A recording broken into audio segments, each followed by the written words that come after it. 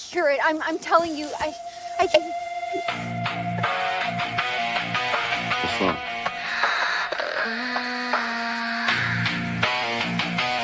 It's hurting them. Boy, what the fuck is going on? Hey, Sarah, talk to me.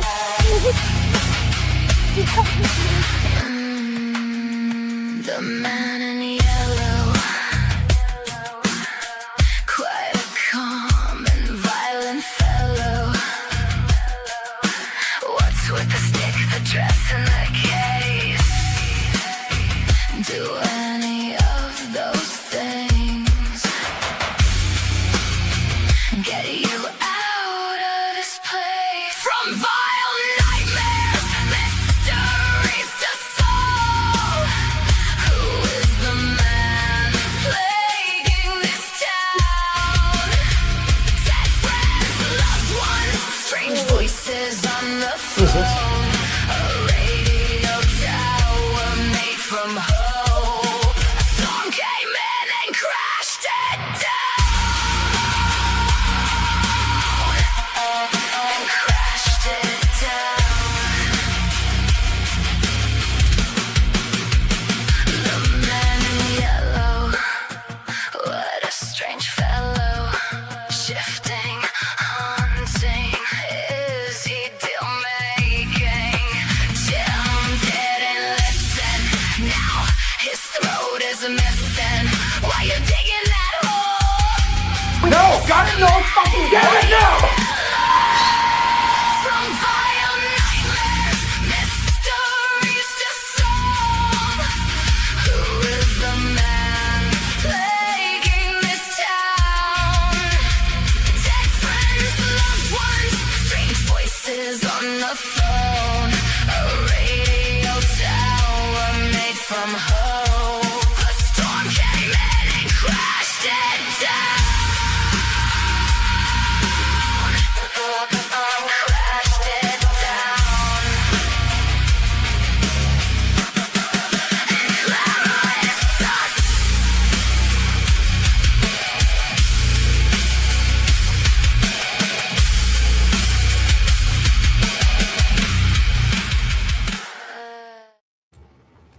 And welcome everyone. Happy Friday to you all. That's right. It is Friday Night Fever from 4 Premiere giveaway stream. We have the man in yellow with us, Mr. Doug.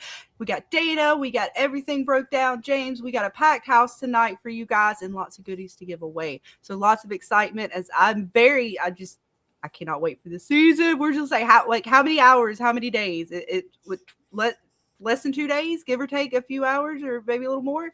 So it is upon us, right? I feel like it is the eve of the season. So excited tonight to have all of you guys with us. How's everybody doing tonight, Mr. Doug? How are you this evening? I'm very well, thank you. How are you? I'm excited. No, Yes, it's just excited. Dude, excited. I can't wait to see the preview. It's just, it's always an interesting thing getting to see what it looks like from the other side, and I really, in a lot of ways, don't have any idea what we're going to get. I know, right? It is exciting because from all the different perspectives, and we get to kind of have your perspective a little bit. You kind of a little bit of inside perspective, but not really, because again, you don't know what all these other scenes are. You know what you kind of played a part in, but there's so much more to the story. So it's going to be fun, right? You still get to kind of be part of this with us and exploring and the mystery as it's revealed. It seems this season they're going to reveal quite a bit more this season. And what they've announced now, we're cleared for season 5, even the final season, I believe. I was really hoping that was going to happen because it's been doing so well viewership wise that, I was kind of surprised that it took them as long to announce season 4 as it did. But this doesn't surprise me at all that this is happening. I think it's great. I'm so excited. Like I said, so much we're excitement excited. on the eve of the premiere. Let's go. Right? Yes. And Dana, James, you guys, Mr. Clay, how are you guys doing as well tonight? I'm like pacing the floors because I'm like, oh, okay, it's almost time. Am I gonna cry? Am I gonna be mad? Am I gonna be upset? Am I gonna be screaming at my TV tomorrow? Like I'm like ready. I'm ready to just absorb. I feel like it's been a year and a half. We've been waiting for this moment. It's finally here. Mhm. And it was bittersweet to hear that they were ending with season 5. But we've always kind of known, the rumors have been out there that 5 seasons is kind of what they were going to give us. And it's going to be, we're losing like a piece Great. of us. Mhm. Like, because all of Oh, us, and besides James he's established. He's been doing this for Mhm. so long, and he is like our big brother in this whole world. But brought a lot of us content creators into the spectrum. Right. So We all came together in the chat, and yes, yeah, it's been a hell of a journey the last 2 or 3 years with everybody. it Excited to has. see So all you From guys. will always Mhm. hold a special place in a lot of our hearts. Well, I Right. have to say, I was, I would have liked it to go on longer. Certainly, it's Mhm. it's been a really fun ride, but I have to tip my hat to the creators. I think they've made a very disciplined decision. And yeah, I think it shows a lot of integrity too, that their number one concern is the strength of the story. Mhm. And Right. Yeah. they've said themselves, yeah, we could have strung it out another season, but we're not really doing our audience any kind of Right. service by doing that. Yeah, they're not just trying to make it a money grab, which I actually respect in IPs and stuff like that. There's other, even in like cartoons, just no matter what it is, when they know like this is the story. I know some stuff that we watch on Dana's channel where they kind of know that we're going this many seasons. That's the end of the story. Even no matter how good it is, we're not doing these like third, fourth, fifth, all the way down till it's just a money grab, and then the original thought of what it was is kind of gone. So I do Kind of like appreciate this that. guy, the guy who did Calvin and Hobbes. Oh, hang on. I'm trying. Let's see if I can figure out how to do this properly. Oh man, I swear, StreamYards changes everything to make me put you guys. It used to be easy where you could just click it and then there we go. Yeah, this is Calvin and Hobbes. And after like 20 years, he said, "Okay, I'm hanging it up. You want to leave them wanting more. You don't want people getting Mhm. tired of your work. Right. Good on you." Yes. It's still just going to be sad. It's going to be bittersweet.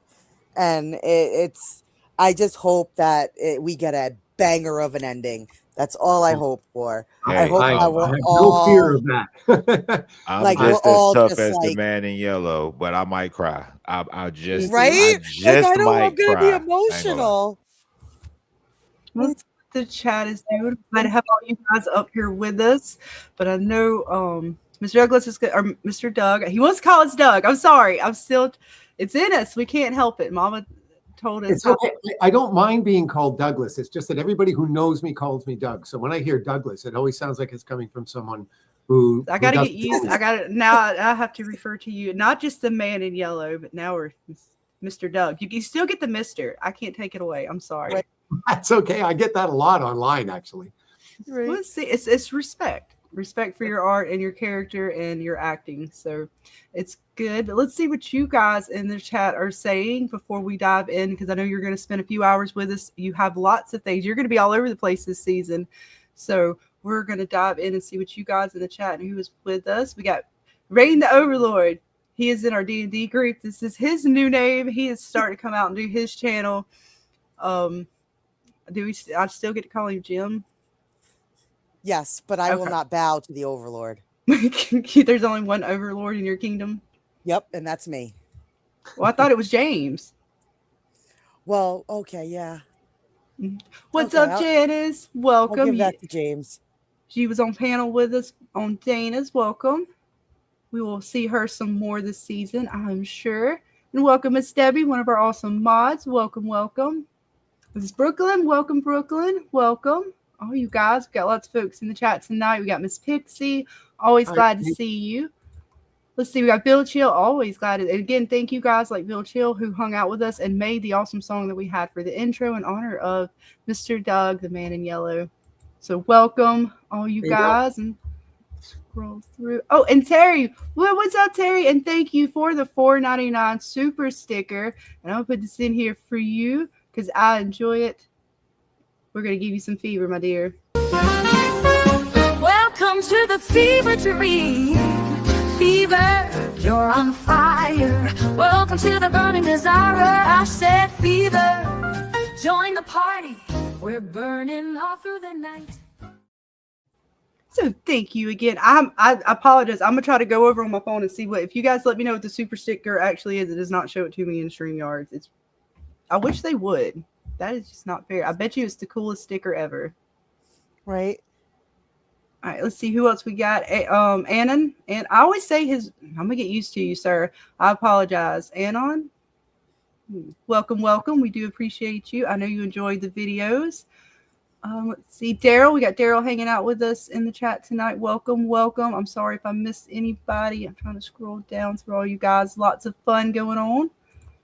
What's up, Billy Power Max? What's up, hun? Feel free, Billy, because you do have a wrench to post a link to your comic. He has a pretty awesome comic we'll be getting into a little bit more as the weeks progress. But yeah, definitely post that for me, hun, if you're still around. We'll talk a little bit more about the last days of the Bad Moon. Actually, a pretty cool comic book. All right, let's see. I'm sorry. I was just so much to get to tonight and all the excitement. My ADHD's kicking in fully.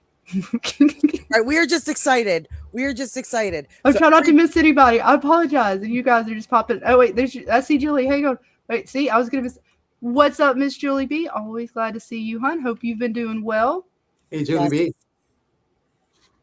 I do not want to miss any of you guys because you I guys think are Robert popped in. There's some more. I'm getting there. Yes. Look, I didn't want to miss anybody. What's up? And Carl. I'm gonna say this one wrong, but I'm gonna call you Pan because I'm gonna say the rest of it completely butcher it. Welcome, Pan. Pandecolima. Pandecolima. There you go. All right. Welcome to you. Happy Friday or Saturday, I guess, because some folks that come around, it's Saturday for them, I guess, depending on where you are in the world. Mm-hmm. Let's keep scrolling. I see all you guys hanging out. I don't want to. I know we said we saw Robert. Is it down further? Yes, he popped in. He's listening while cooking his dinner. Oh, I missed it. I probably missed it because I know it's probably because. Oh no, there he is. I see him. I found you, Robert.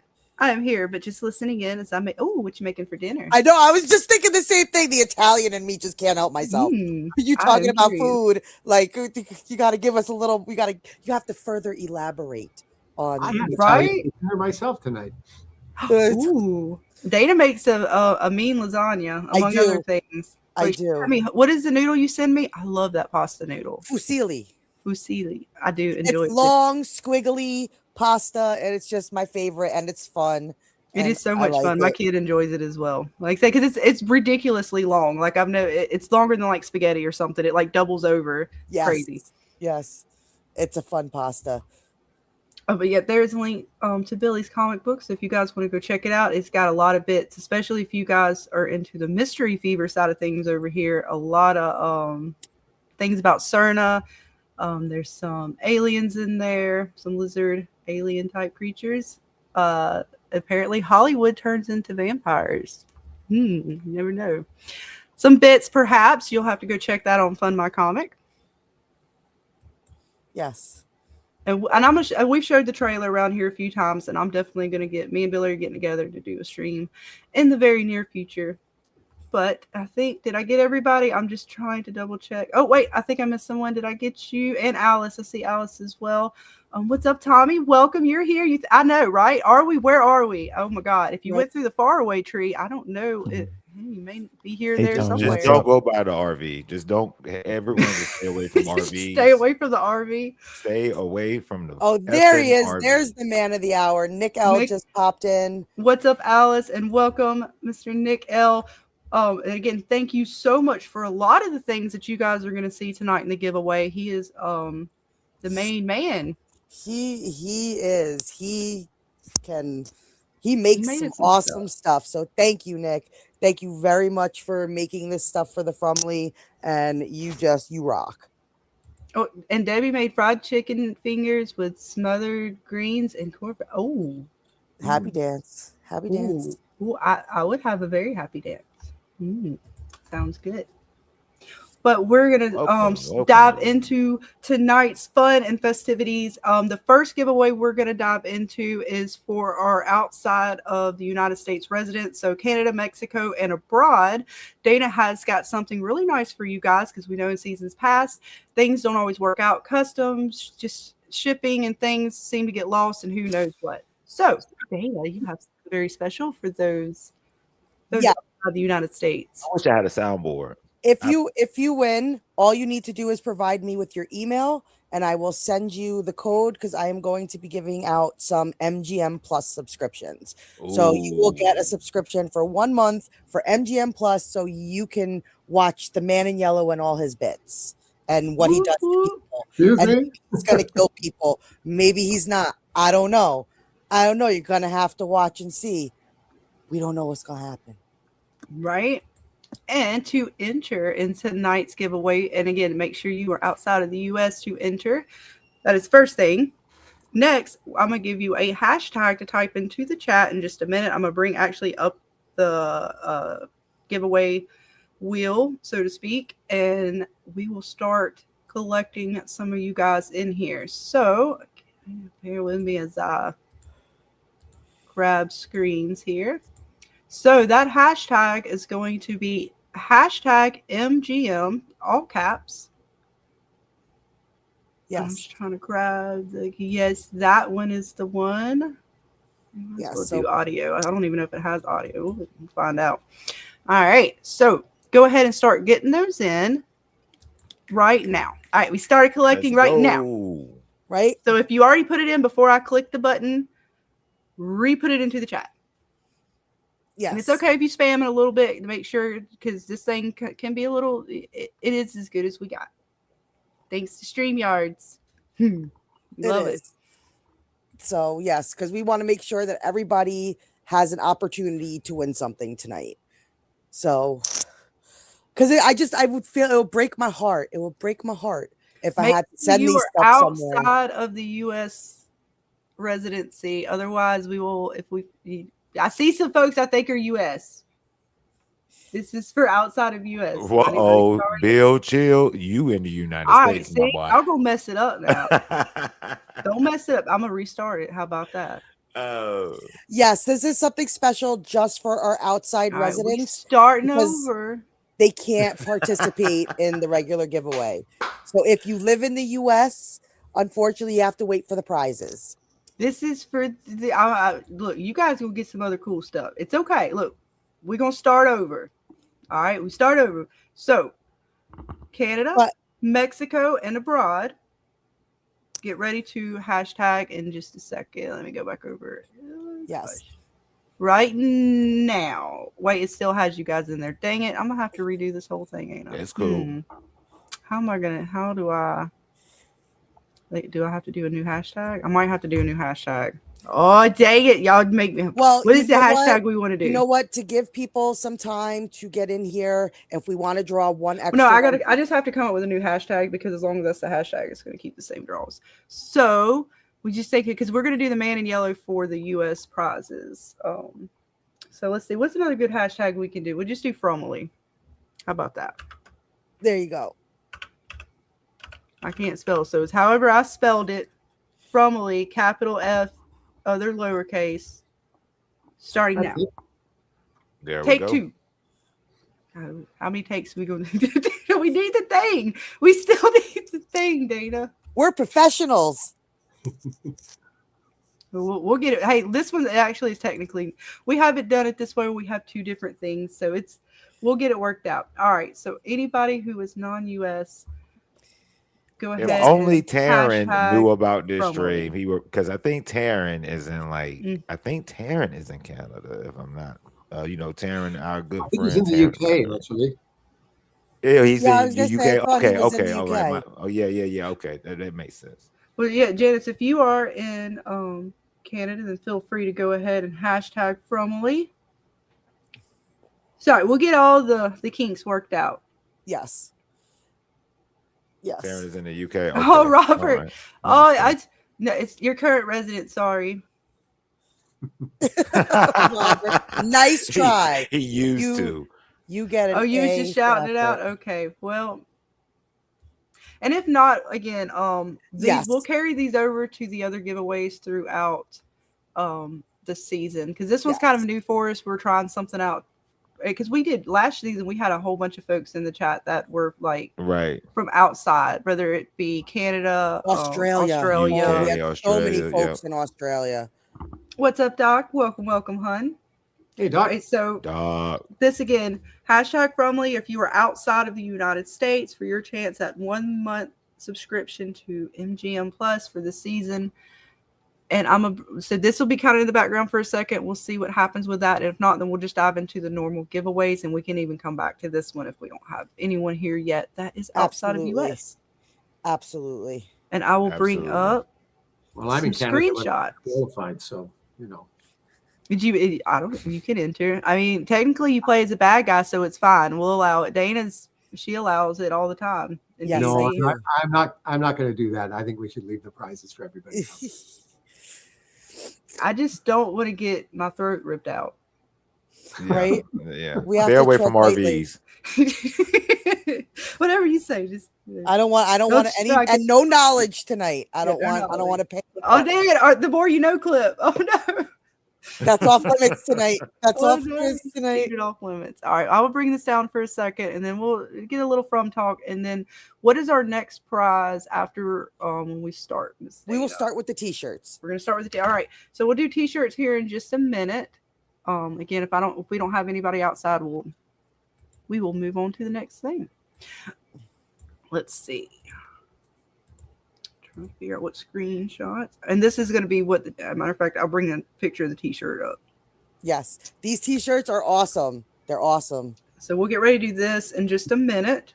Oh, that's great. Very cool. Yes. This is the best band ever. Yes. On Cooey. I actually go through an awesome company called TWDEx, and when I tell you their inventory is huge. Like anything you could think of, any show, any movie, whether it new, old, something in between, you can find it on TWDEx. They are a great company if you like t-shirts, and they even let you create your own stuff. So if there's something like you just love and can't find it on a t-shirt, want to put it on a t-shirt, they have a way for you to do that. So they are an awesome company, and they print to order. So your t-shirt's not like sitting around collecting dust or getting funky in some warehouse. Like they print to order, and they're just awesome. So even if you don't win this shirt, but you still want one, I will put up the link to the website in the Discords, and you can go ahead and follow the link and order it for yourself if you truly want to be part of the Ankui family. And I'll try to get it from Dana. No, the shirts are from US too. Put it in the description. I should have already put it in there, but I'll try to put it in after this weekend. Yes. I'll try to put it out there for you guys. Yes. But, and I'm going to check over real quick, and it don't look like it's so. We are going to I'm going to reset that up. But, again, we confirmed season 5 and the final season. So this season looks like we're going to get, I'm hoping we're going to get some answers. And I know me and Bill were talking about it a little bit before we started, and some things that we really kind of hope they don't just leave hanging fully, or kind of give some explanation, whether it be Baka, and how she knows the nursery rhyme through her grandmother, like, or is that all we're going to get? So I'm curious, you guys, what are some things that you are looking forward to that they answer this season or in the last season? Some little strings, whether it's the bow bullets. Are they going to get back to the bow, or was that, they kind of are fully done with that? Are we going to get back to more with Martin and the music box, or is that story sort of closed off? I'll let you guys. The bow being yellow never sat right with me, by the way, Mr. Man in Yellow. What did? The bow being yellow. Which bow? The bow bullets from the monsters when they found the yellow bow inside. The bile. I'm sorry. The bile. The bile is yellow. The bile is yellow. It's a strong yellow. It matches your suit. Bile is always yellow. So I mean, yeah. He's doing it. He's trying to talk us off the ledge. He's doing it. He's doing it. That's it. Not gonna fool me.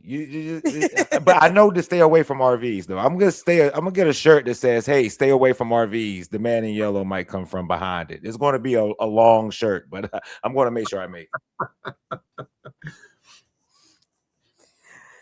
But we are curious, Doug, what if there was something that you as a fan are excited to see the answer for? Is there anything that you're excited to learn if we get it this season?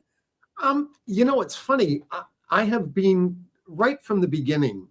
I've been content to just have it all revealed for me. Like I've just been so wrapped up in the story, and I've said this many times before. For me, my primary interest in it is the characters, their relationships, and how they respond to all of this trauma that they're facing. That's the real engine for me. And yeah, the mystery box stuff is interesting, but one of the things that I've always enjoyed about this series is that the characters in it tend to find stuff out in real time with us. And that makes it very compelling, and it gives it a real sense of immediacy.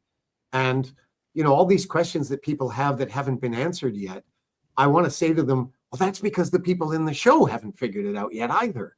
We're working it out in real time with them. And I think that's a really smart choice on the part of the creators. Yes, it's almost like a side-by-side adventure. Yeah. Like we get to go through it with them in a sense. So and it's funny, my writing partner and I kind of accidentally did the same thing with our last play.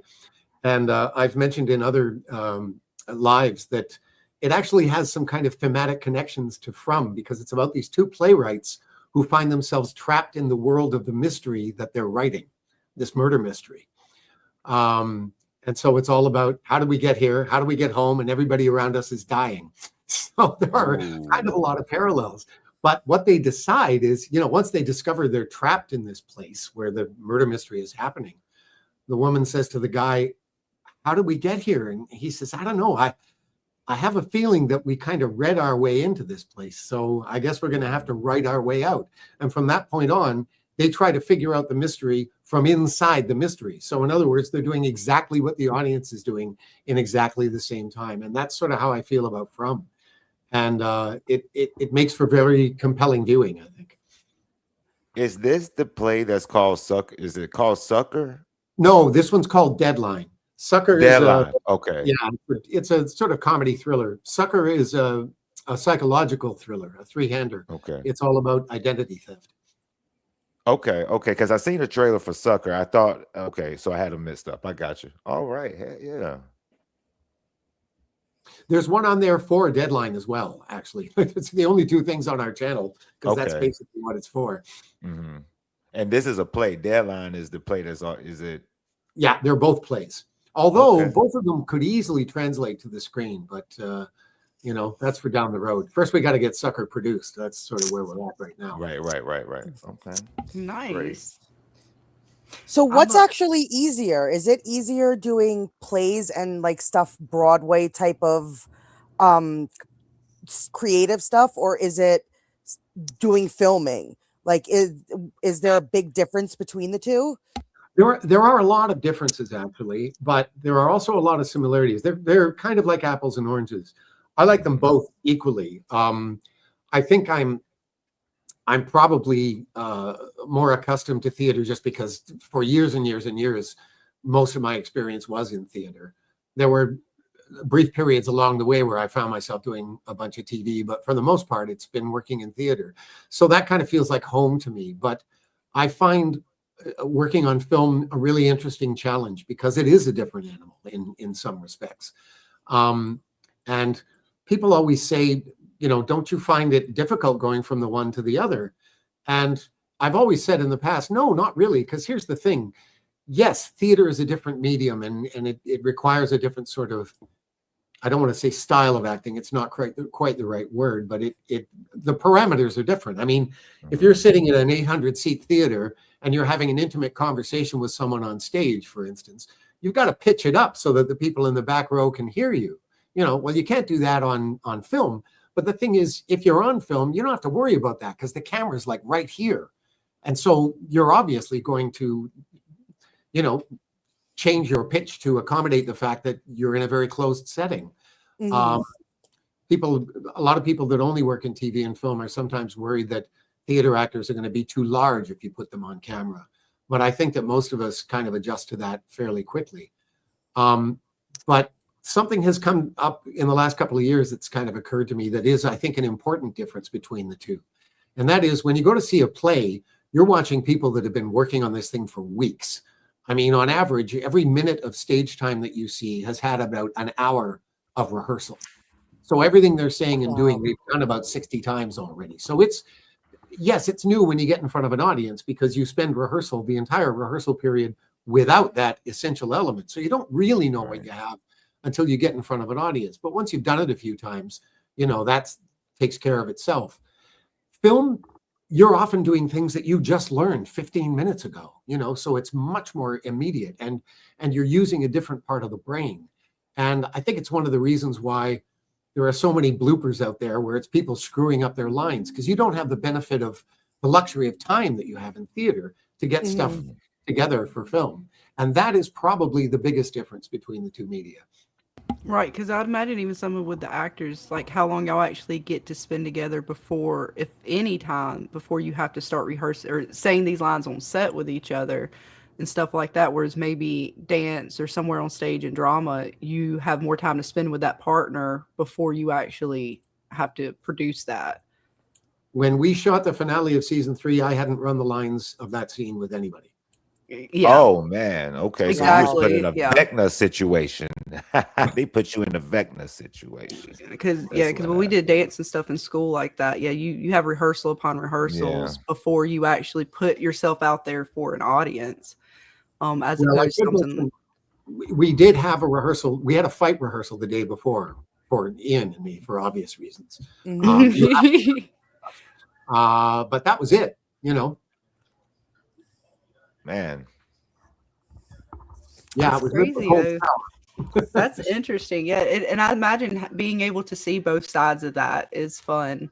So you can kind of get both aspects. I mean, that is fun to see different actors and stuff in their backgrounds and how they kind of make their way. And a lot of the good ones that I love, I end up seeing that, yes, they had worked a lot in some form of theater before they actually started really performing in movies, TV shows, voice acting, whatever that may be. So yeah, that's interesting, man. That's really cool. Actually, I spent a year with Cliff Saunders, who plays Dale, at the Stratford Festival. Nice. Yeah. Boo. We missed stop it. I miss Dale's banter. Look. I miss his banter. I miss his little one shots. You guys think of how many close encounters he had though. Like there was Smiley, the blood dripping on him back there in season 1, man. And he looks up, and all he see that blood drip. He's like, what is that? It's Smiley. Yeah, right, James. He could have helped with his pocket dimension. He could have helped. Right, James, the pocket dimension. He might have been onto something though. You never know, man. He said it. I mean, he I will say that clearly hear him say it. Just don't give him knives, okay? Just don't let the man have a knife and be all right. No sharp objects. Well, I'll say this about Cliff. He's certainly not as snarky as Dale is, but he's got the one-liner thing down. He's great with the wisecracks. And it must have made Donna's day to be able to punch her husband. I'm sorry. Absolutely. Like, being a wife, I know. Being a wife, I know I love my husband, but I would have been so giddy with that opportunity. I would have been excited. I think a lot of women would. I think they both got a big kick out of doing that scene together, actually. Right? Like I would have just we all of us wives lived through Donna in that one moment. Like one thing I liked about Cliff's character is how well he played it. Like he made you hate him a couple of times. He was right about some things, like when they were by the hut picking out the vegetables, and he was basically telling Jay, hey, get up off your ass. You're not the only one going through anything. We're all going through something. And I mean, and he was right. Technically, they are all going through something. So he made his character not likable. But I like him at the same time. Cliff's a very good actor. He really is. He Yeah. tends to do a lot of comedy, but not exclusively. I mean, I can see it. I can see it. I can see him being an amazing comedy actor. Well, that's true of me too. Actually, most of my background, not all of it, but a lot of it is comedy, and certainly most Yeah. of my writing has been comedy too. So this is a bit of a departure for me. Really? Well, if the man in yellow starts cracking jokes, we're all gonna laugh just out of fear. That's it. Because I will quote John Griffin. Stay tuned. Believe me, we are. We are staying. We are focused. Yeah, this is my part. He said, "Well, I'll send help."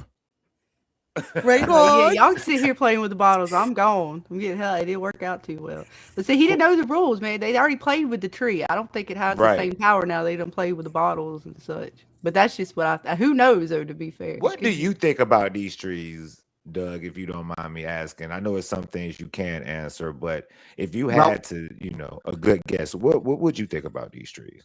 Well, a guess is all I can give you because I don't know any more about them than any of you do. Right. It seems to me that a couple of things have occurred to me. I don't know if they're right or not, but it seems to me that it depends on the tree you go in to some degree. And I also wonder if it depends on the attitude with which you go into the tree, Like what if you're when you go I in there? thought the same thing. Yep. Yeah. Because they went in with this high almighty, I'm going to send help. I'm going to get back to the real world. And here he is. So, yeah. And that's basically what made me wonder about that too, because let's face it, this is a place where, when you fuck with the entities, they fuck back. You got that right. Especially with the trees being connected to the kids. Like, we don't know if even this tree is one of the trees, like, particularly that I'm assuming the kids created, and then, of course, the bottles come later.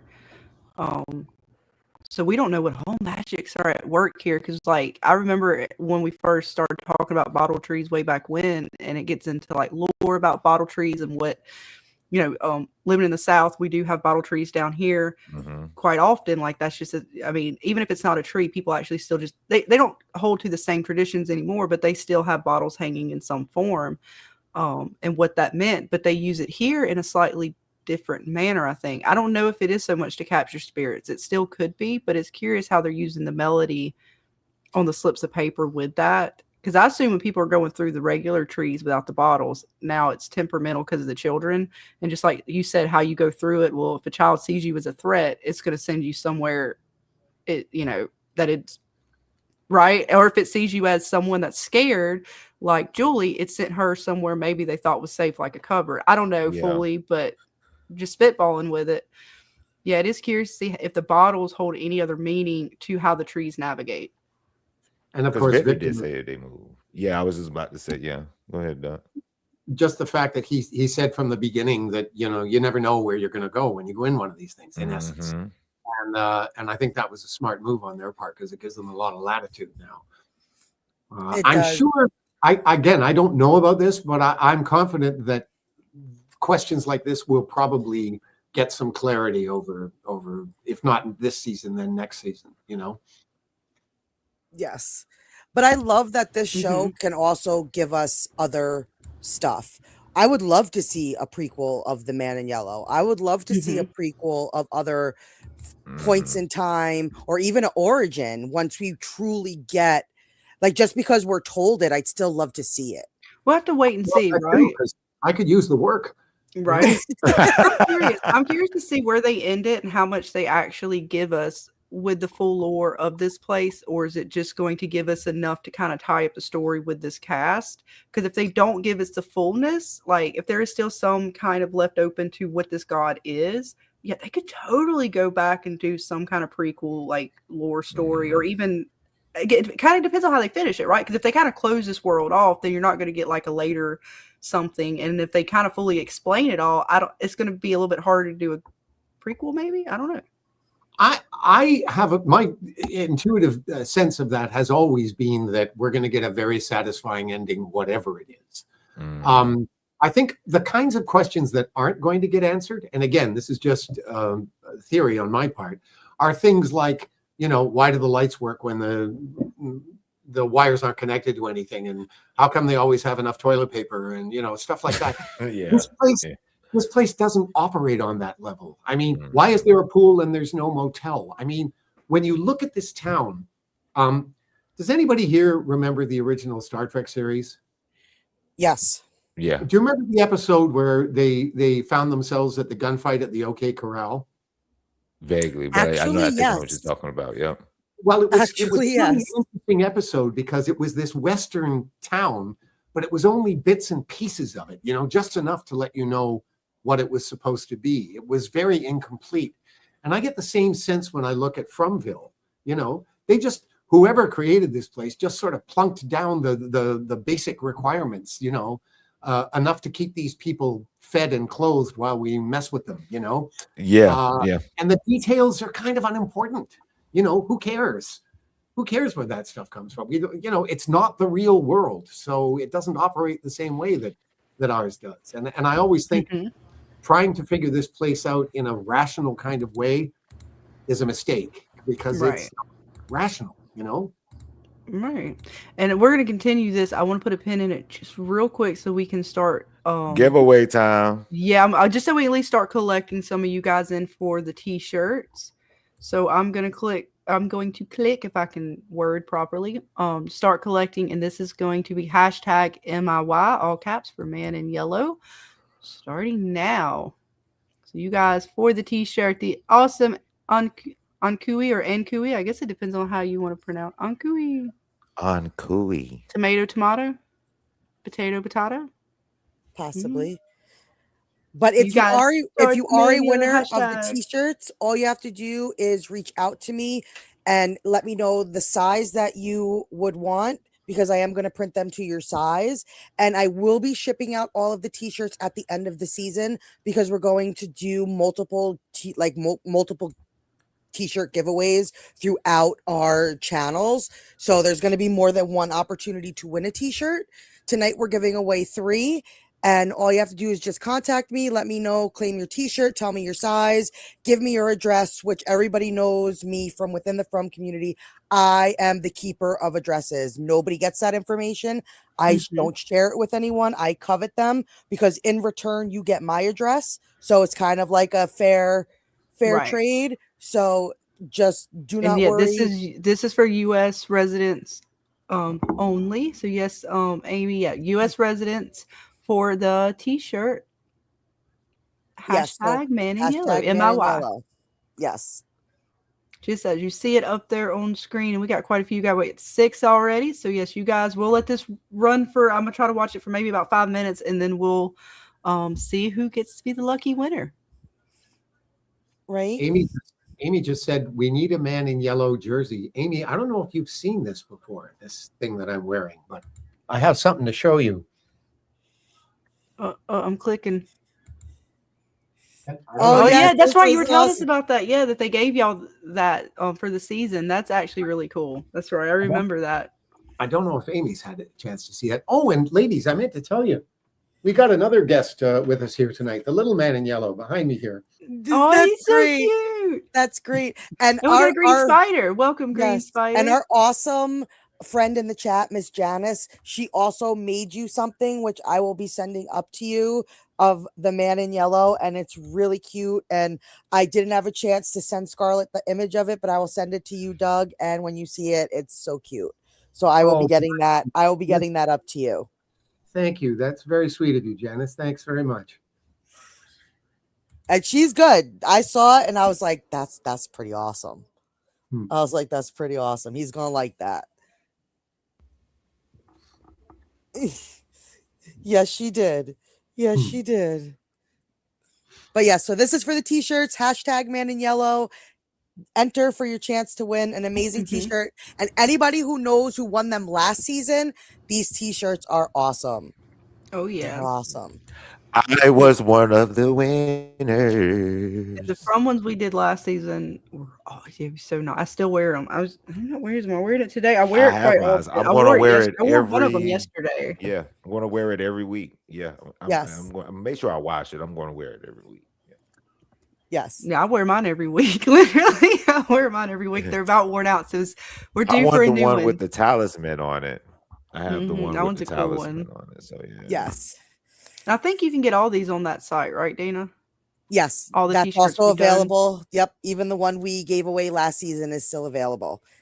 So we'll give this another couple minutes, at least Yes. till 7:50. Yep. And then we will draw for the winner. How many do we have? I forgot. I'm sorry. We have 3.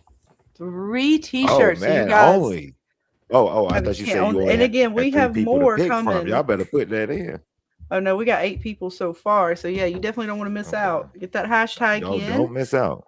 And if perhaps you do, like Dana said, we got a few more giveaways. And again, I think if you win pretty much whatever prize you win on each giveaway, I think for the most part, we'll have a list of all you guys.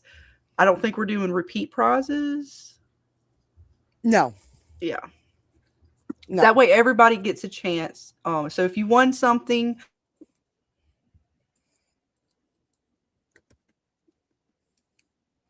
Did we lose you, Scarlett?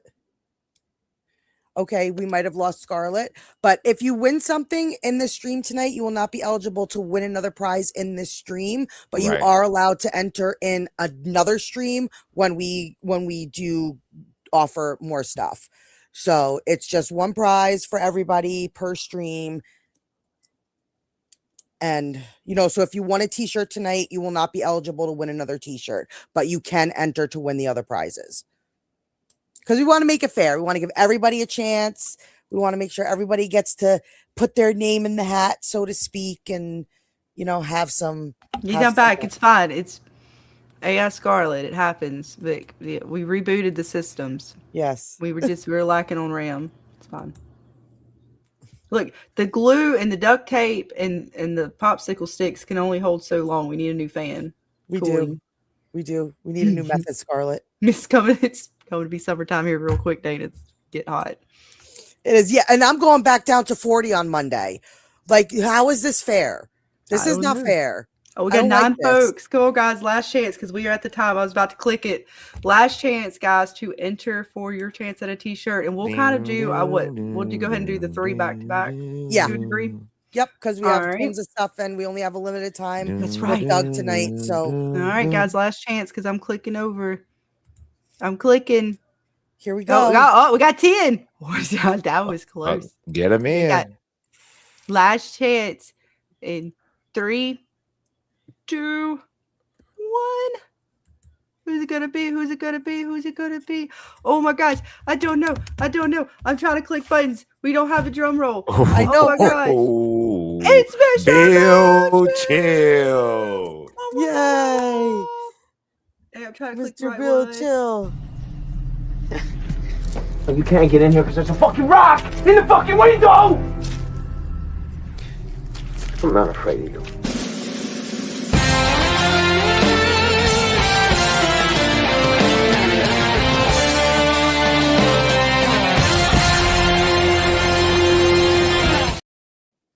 Woo!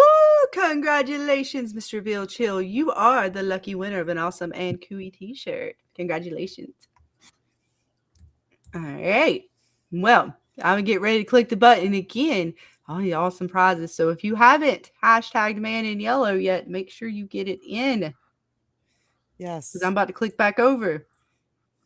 And I'm trying to click a lot of buttons is being clicked tonight, folks. We clicking it all. All right, we ready? In 3. Who's going to be the lucky winner of the second one, 2? T-shirt and Cooey 1. Here we go, folks. Who's it going to be? Who's it going to be? I don't know. I need to click over. I need to get a drum roll. Yeah, we'll get it. Yeah. Alex is the lucky winner. She's always here. This is your blood now, motherfucker.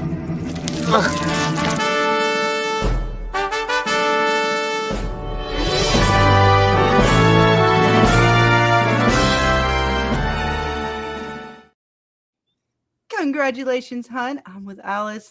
You are the lucky winner of the second t-shirt giveaway of the night. Congratulations to you, hun. I know I saw you up earlier. Where did she go? She was up here. I know she was. And again, you guys reach out to Dana with your t-shirt size and all the bits. There she was up there.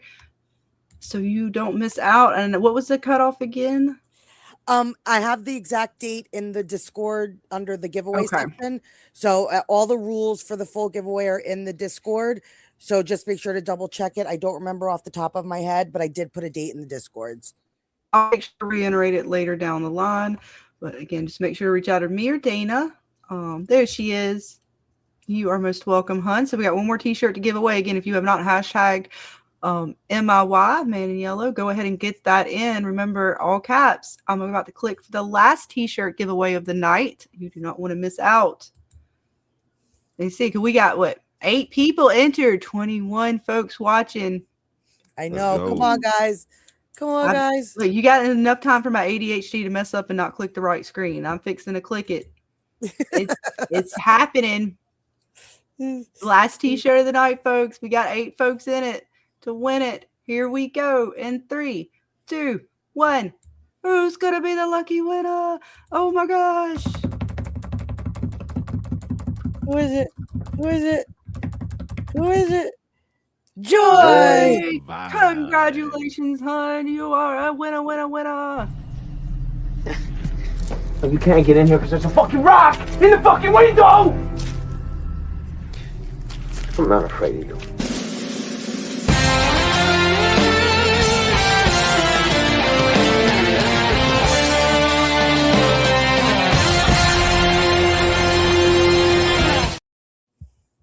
Congratulations, hon. You are the lucky winner of the final t-shirt giveaway of the night. Congratulations, everybody, to our 3 winners. We had Bill Chill, Joy, and I'm sorry I did break down with my ADHD kicked in, Data. Who was the one? I'm with Alice. I'm with Alice. Thank you. See, Man in Yellow's keeping track. Sorry, I'm trying to get your Discord link. I I the even worst. lost. I was even lost. I am just the worst. No, I meant to write it down and I just totally Running blanked there late for a and I minute. can't- It happens. Look, it's gonna be a long night, I folks. can't Go do ahead this and strap job. in. I might by the end of the night have to have a shot or 2. We'll just have to wait and see how bad it gets. I can't do Vic's job. I'm a horrible mod. No, it's okay. We got. I'm writing it down. So again, thank Where you is guys. Vic? Congratulations to Bill Chill. I'm with Alice and Miss Joy 5. You guys, congratulations on your lucky wins of the t-shirt tonight. All right, got you written down in my book. All right. So, And Joy was asking, how do you connect with me? You can connect with me in Discord, or you can, I don't, and if there's, you could go to my channel. All my links are within my channel. So my Instagram, my Facebook. If you don't do Discord, there are other ways to reach me. But you just let me know. I could also provide an email in the chat if that works for you as well. Speak of the devil. Speak of the See? devil. Oh, there she is. Which one? Oh, Vic. Vic. I was trying to click. The chat be popping tonight. You guys is popping. There she is. Okay. All you right. rang? Indeed, we did. Me and Danny was struggling. No, we got it. Man Yellow, Mr. Doug, he pulled it through. Right? Kept it professional he for modded. He modded. How about that?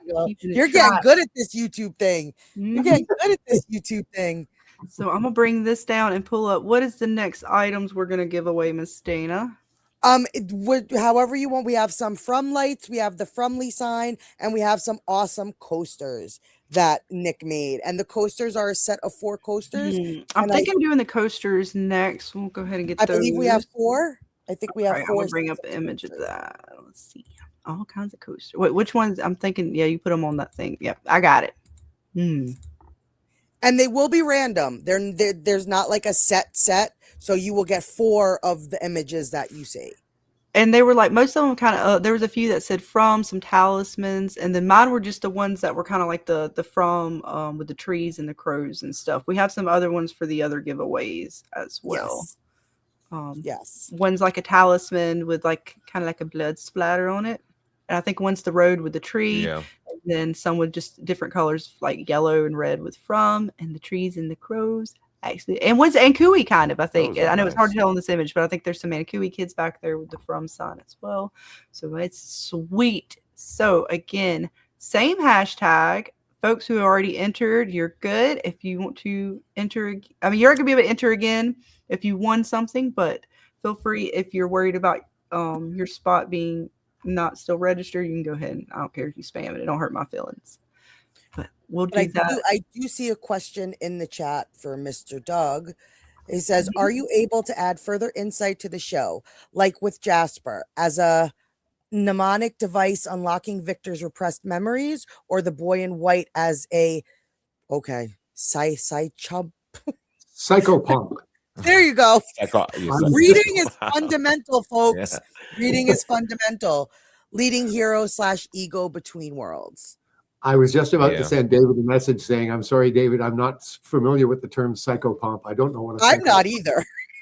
But with regard to Jasper as the mnemonic device, I think actually Sarah, was it Sarah that he was with? Sarah and Tabitha. Yeah.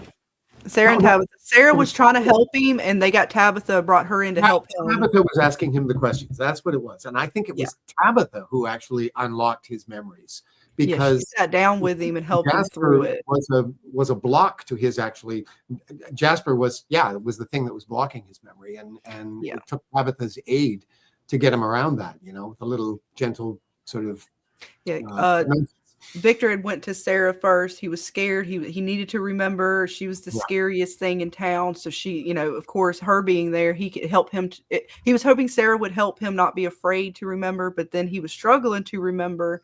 And they went and got Miss Tabitha, who sat, and it was really nice. She sat him down and said, "Okay, well, let's go through what happened." And even though he was okay, well, it's okay if you don't know that, that's okay. We'll be about this then. And she guided him through that to reveal what he thought was the mannequin, Jasper, revealing that it was the boy in white. He had to go get his mother. He had to go get his second mother. Yeah. Mm-hmm. That's all it was to calm him down. All them points are good scenes. I like all those moments especially as these characters are interacting a little bit more and they're having to sit down and have these moments. They are kind of good to watch.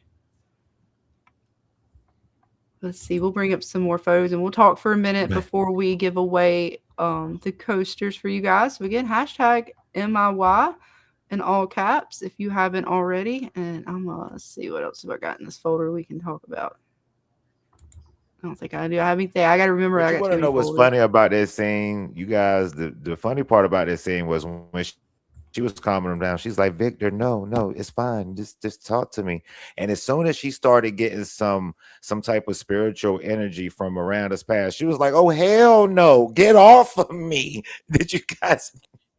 Or it wasn't just me. Did I not get that feeling? Because she touched him and she was like, "Whoa." Like even Victor was like, "What's wrong?" But then she was like, no, get off of me. And then she ran out the little hut. Like her energy flipped in a heartbeat once she was episode. That was the episode when they were looking for Fatima. That's the episode they were looking for Fatima, and Victor was in the corner. 9, maybe.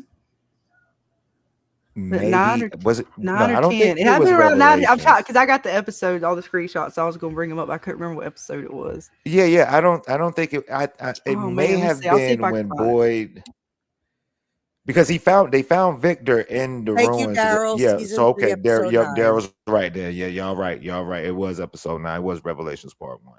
But I mean, Victor was over there standing like Blair Witch, and she's like, "Victor, what's wrong?" And as soon as she touched him again, it was another "get the hell away from me" moment between Tabitha and Victor. I just found that funny. I just found that hilarious.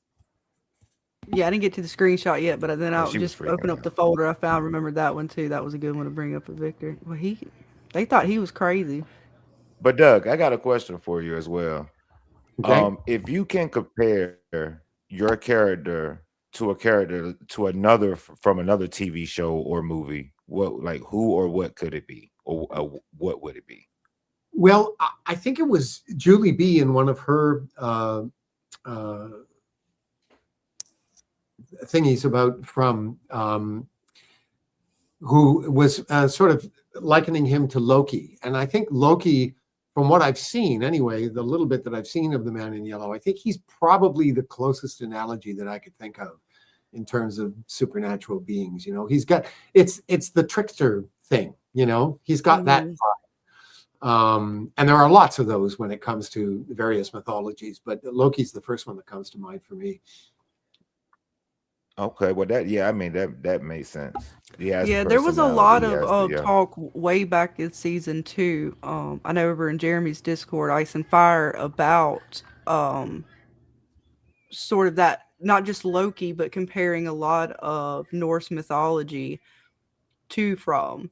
So there was a lot of Norse, sort of like going through Norse mythology and comparing a lot of these different characters Hmm. to what we thought they could be. Even with the tree, kind of comparing the tree in Norse mythology, the crows, you got Odin and the one eye. There was a lot of comparison to that. I know we did a lot of discussions like that in Jeremy's Discord. And I think when it comes to that stuff, that kind of stuff, um, I see From as a kind of goulash of all kinds of different influences. I right. found it interesting at the beginning when people were a lot of the theory crafters were trying to make direct connections between things like Dr. Mabuse and the King in Yellow and all that kind of stuff. And I thought, you're being too literal here, folks. They're not, the Man in Yellow is not going to be the King in Yellow. That's somebody else's creation. I mean, did John read those books? Was he influenced by that stuff on some level? Yeah, maybe. I think that one of the reasons they put that stuff in the series is as a sort of a nod to the various sources that they came across while they were putting this thing together. But I don't think that any of the stuff was meant to be a direct correlation to, for example, Norse mythology. Yes, it probably influenced stuff. I mean, the runes on the talismans certainly look like Norse runes. Right. I think that was part of where we first started looking down that path, right? 'Cause we started looking up the ruins and trying to at least compare them, not to just Norse, but sort of all these other cultures that might have used ruins, whether it was witchcraft. Yes. Yeah, it didn't, we were just searching through all these mythologies just to get sort of like, okay, what is it, the meaning of this? We know it's not going to be directly related to this god, but what kind of god is it, right? And so, you're going through, I went through a lot of Greek lore and looking at nightmare demons and nightmare lore and gods that were affiliated with death and nightmares and dreams and all these different things, torches, dogs. And we came up with and there's so many gods that slightly have several different aspects to characters or some of these elements in the show, but then you're missing that one key because, again, it's not going to be exactly referenced to them. It's, we're taking these things and, okay, we're taking that style of, okay, we're going to have a god that's like this, but it's not exactly Loki. It's not exactly Odin. It's not going to be exactly this mythology. But we like the aspect of this character or this god or whatever, and we're going to use these elements to add to our story to portray what we want it to be. I think that's a much more accurate way of looking at it. A lot of people were expecting they were going to be able to make direct connections between these things. And it's like, no, writing doesn't work that way. Not if you're I even thought it was going to be a little bit more directly related in reference to perhaps some historical or mythologies, because there were just certain little things that was like, oh man, that's so much like this story. Whether it was biblical time, whatever kind of religion or society's mythology, I was like, oh man, it was so much like this. Because even with the music box, it reminds me so much of kind of like Pandora's box, even though it's not, but it's so close to that, especially now with the knowledge aspect being brought into it directly to letting you know knowledge comes at a cost, and that is so much about what Pandora's box is. It also has that light and hope. Well, and this brings up an important point too, and that is that with stories of this nature, you're talking about archetypes. And so, of course, there are going to be parallels to all kinds of older stories that, and mythologies are full of archetypes. That's what they're for, basically. So, I mean, that's not really surprising that people were making those kinds of connections, because that's inherent in this type of story, I think, I think it is too. I think predeterminism plays a part just as well as the archetype plays the part in From as well. I don't think anyone just stumbles across this place without having some type of connection to it. Maybe, the background, actors, the red shirts, they might not have a purpose, but majority of the characters that we see, even down to Toby, has a purpose. Even down to Kenny's dad. he had a purpose. You know, I Mhm. think that was his purpose, was to show us how monstrous and how this place can influence innocent people to do damage to themselves or to others. Let's see. Nick L says, I think the reason for all the different kinds of religions and folklore that Fromm is claiming to be the source of all of them or origins. And I mean, it could be. Again, we're going to have to, hopefully they're going to let us know where this story is, and it's because they do reference Civil War soldiers and things like that. So how they're going to tie in their version of this god or this place, whatever this is, with the things that they have showed us that are kind of tied to historical things, right? There are particular historical things they have showed us. Even with the quote unquote colonists, they seem to be like period set to a degree. Like it's showing us these different time periods within this place. So there might be some sort of tie-in with that. I mean, it is possible. How they would go about that, I'm not sure. But there's a lot of these tie-ins that's definitely there. Well, if you think about it, like What's up, Miss Jen? worship and prayer, and those are extremely powerful.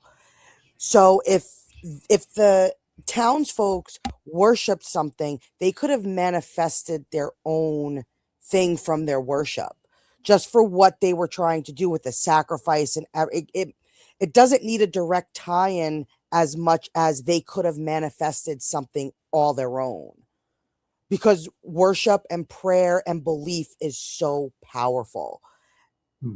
So if magic is at play, through that magic, they could have manifested something all their own, which would make unique for From. And that's why, yes, it might have similarities because of the way that at that time worship and prayer and the gods that they were praying to worked, that, you know, they could have manifested something all their own.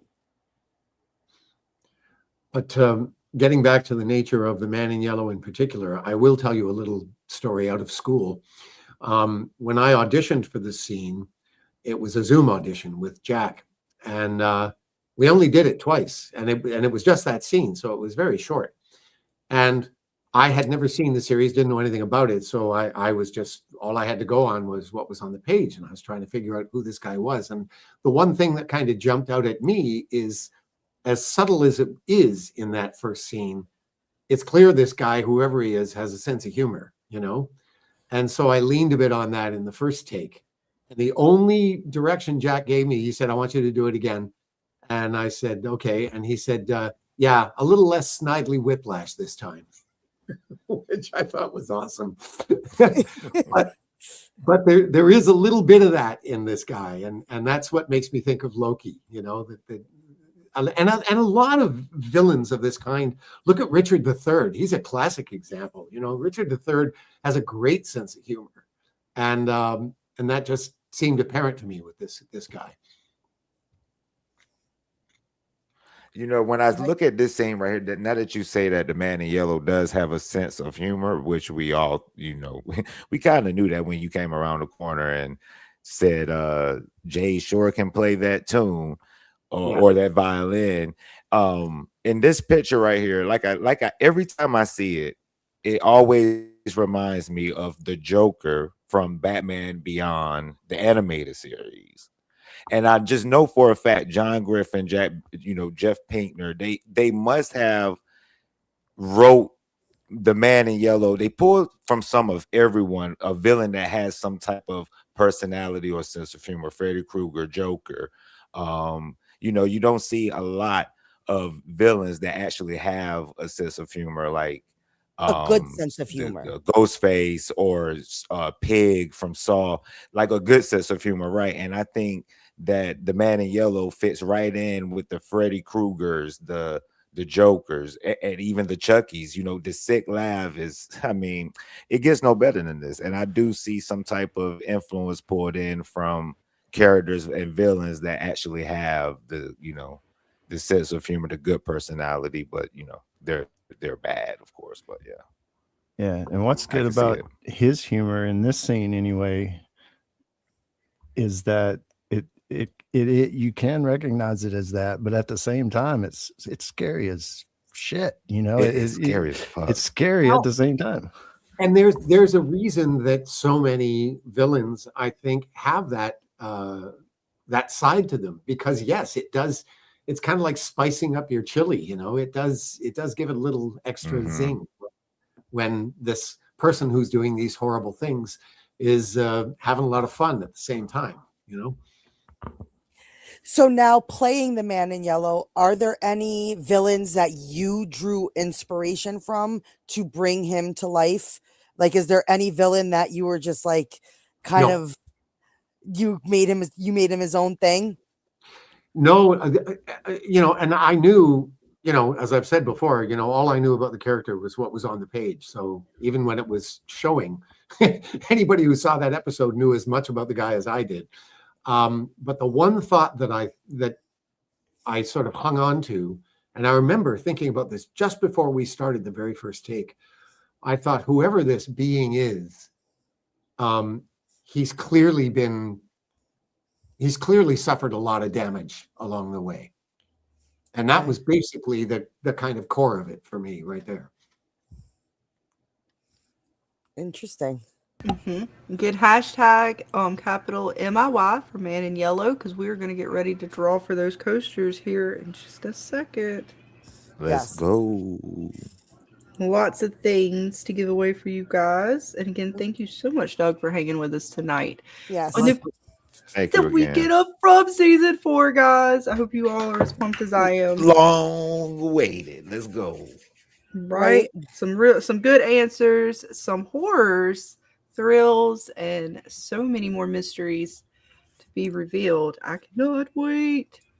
I'm gonna get ready to bring back up our wheel. So yes, if you have not hashtag, get it in, because I'm just getting my notes ready to go to write you guys down. Yes. And Monday, you guys are not going to want to miss out. We have some awesome content creators coming on with us for our first roundtable discussion of the season.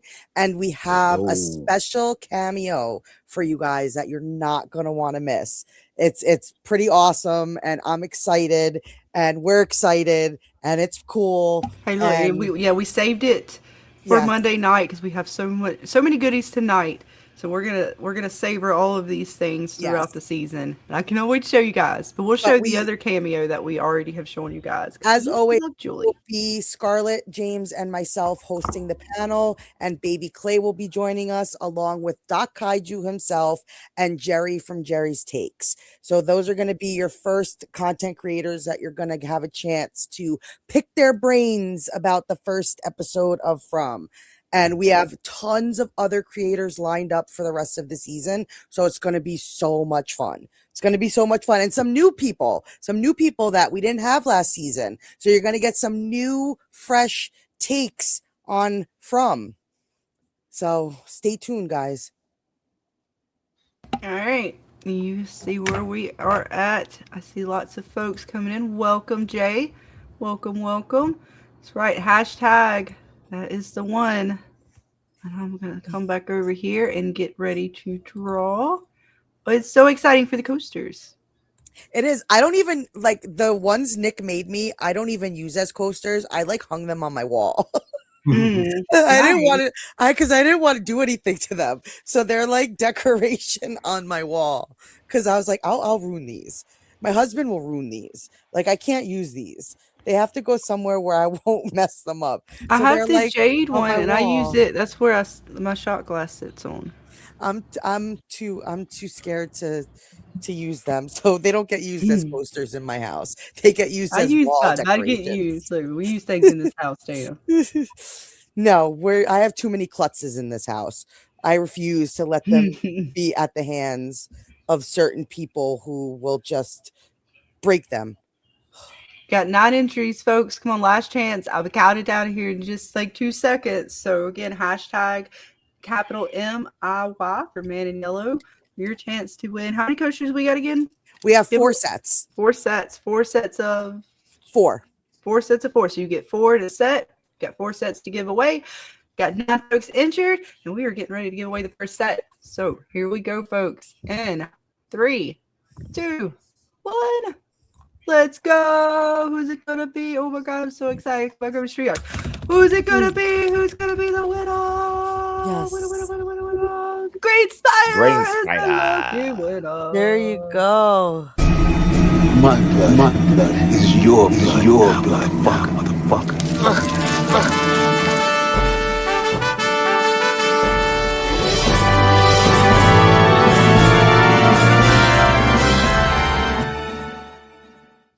Congratulations, Green Spider. You are the lucky winner of a set of coasters. Congratulations.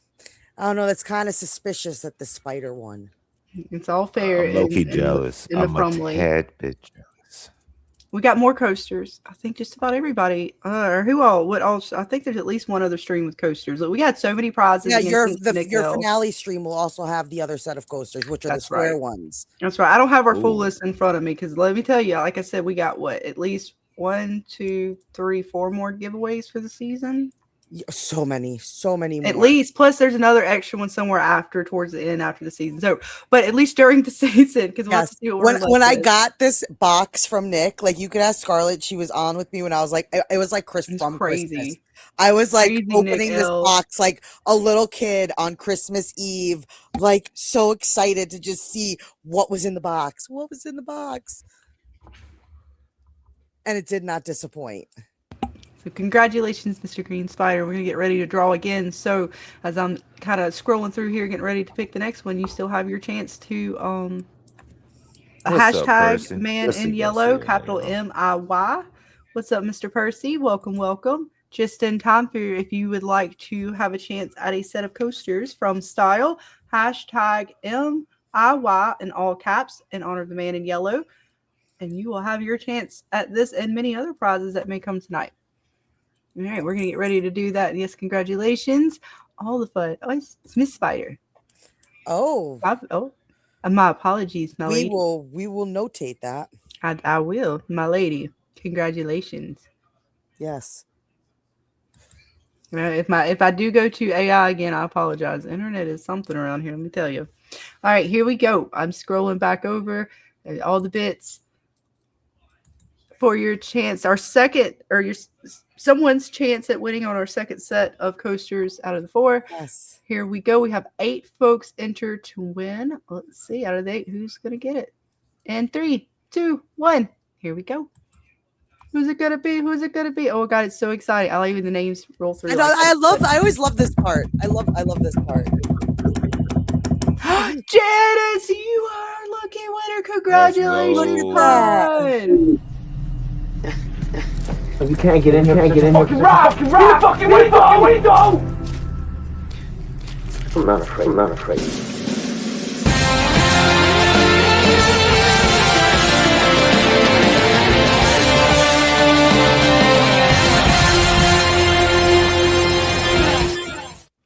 Congratulations, Janice. You are a lucky winner tonight. You will be receiving a set of coasters. And again, make sure all of our winners who reach out to me or Dana, whether it's Discord, I'm on Instagram. I'm also on X. So you guys reach out to us. I know Dana's on Instagram. I think she got an X back, so we'll get that back situated. Yes, I figured it out, folks. I figured it out. She techno-dated it up, yo. I did. I computerized something today. We interneted. We did. But congratulations, Miss Janice. Okay, we got 2 more to give away, and then we'll kind of get back into conversation. So I'm gonna get ready to click again. Here we go. Reset. Hashtag it, y'all. Hashtag. That's it, right. y'all. You got in the Get time involved. it takes for me to click over, man. We got 7 folks left in this setup giveaway. So let's see what happens. Here we go. In 3, 2, 1. I don't know. I got to click over before I could do the drum roll. All right, here we go. Who's it? That's Jid the teacher. Congratulations, hon. My blood is your blood, motherfucker.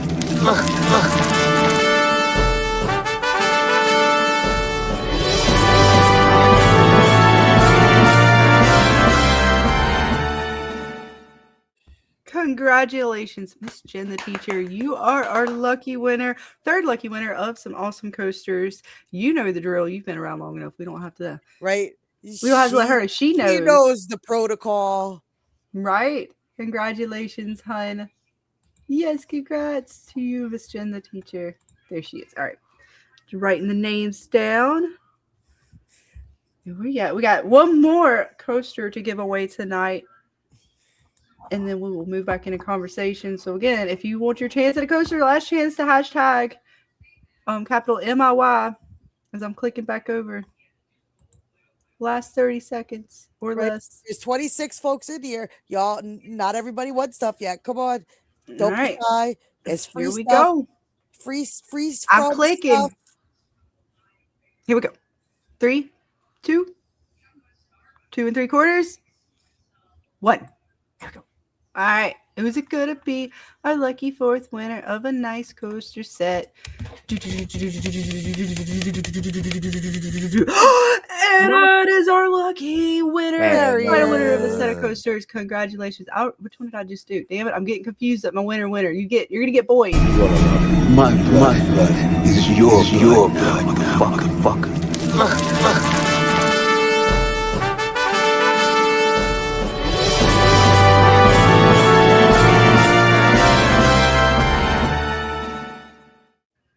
Congratulations, hun. Yes, you won. You did it. You got boy. I think I did boy twice. It's fine. We're going to see it a lot tonight. Yes.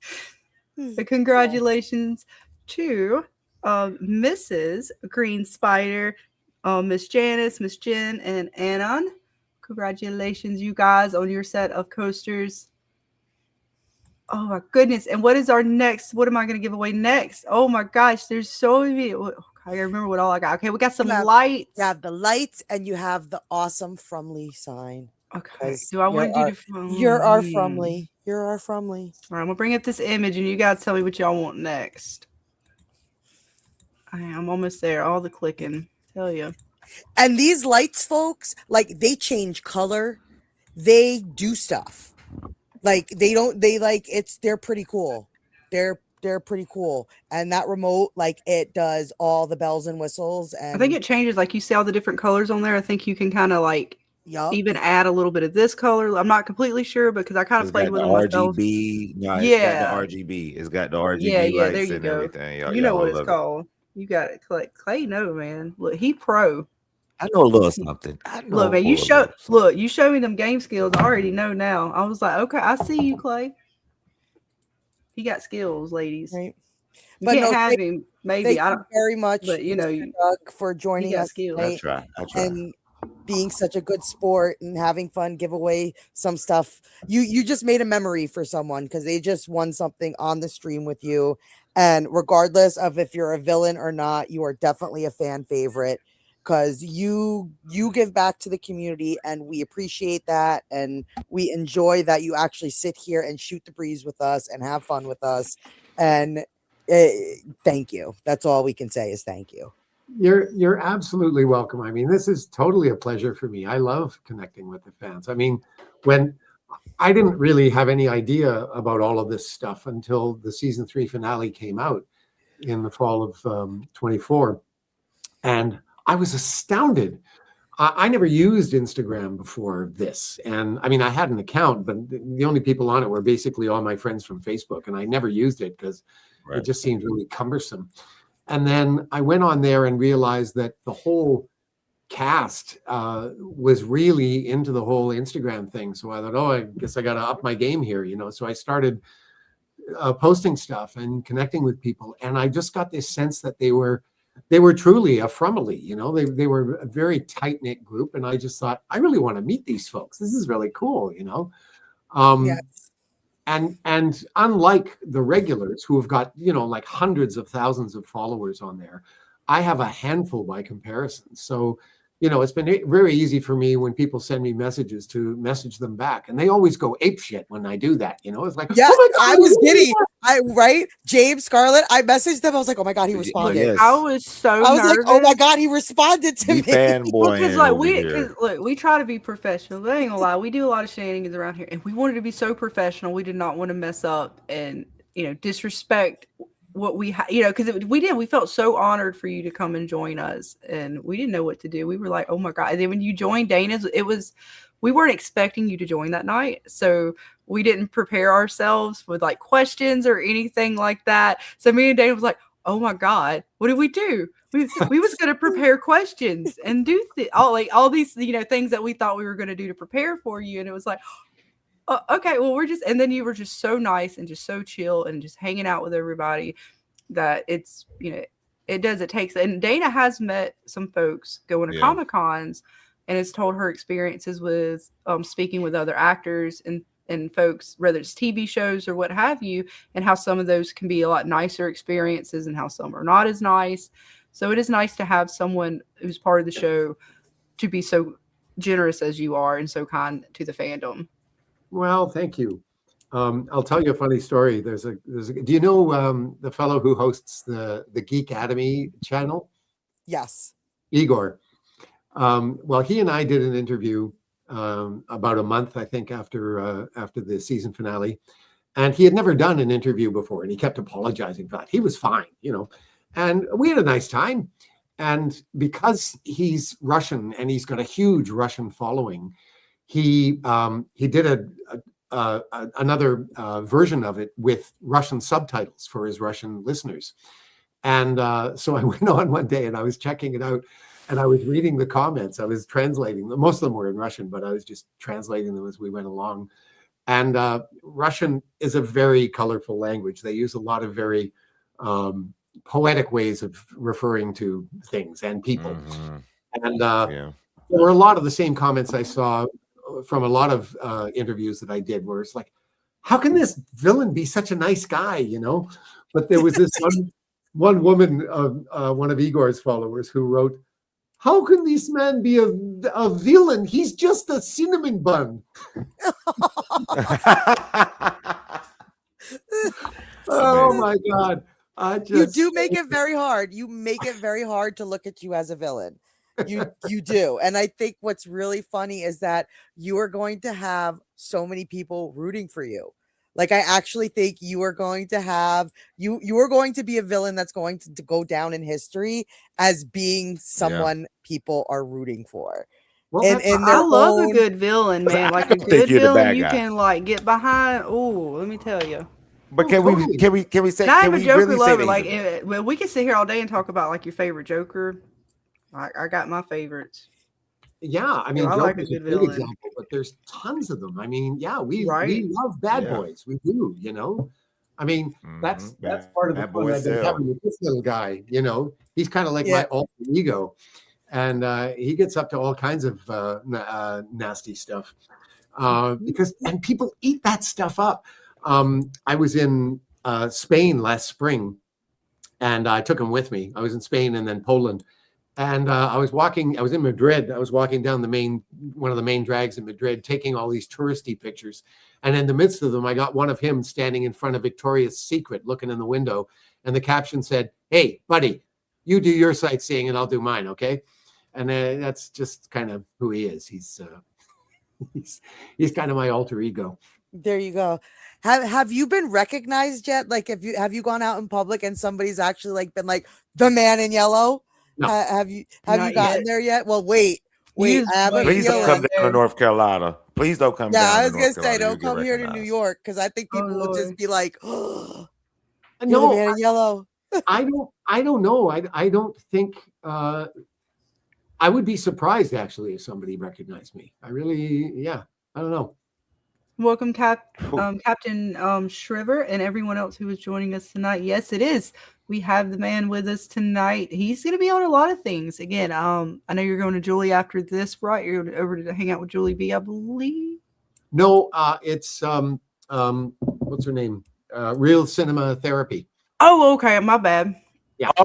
I thought you were going over there. I know you're going to a lot of different folks, and I know you do hang out over there with her, as well as you've been on Tony's. You've been on Jeremy's. You've been on quite a few folks now. Yeah. So you're going to be all over the place this season. Derek, Director's Cut. Do you know his channel? What's his last name? I can't think of it now. I know. I mean, I know Real. I don't know if I know Director's Cut. I know. I think I've heard of. I know the Watches are back. They're back around. Yes, Watchers on the Wall. I believe they said they did an interview with you. The new Watchers on the Wall. Yes. They're a friend. They're a friend to the channel. We collaborate with them all the time. They'll be back this season to talk some fun with us. So, and that is, it's like once I've met and I've dealt with a lot of these content creators, I became friends with some of them, mostly James. James was brought into our lives because of From. And we are so grateful for James because he grounds us.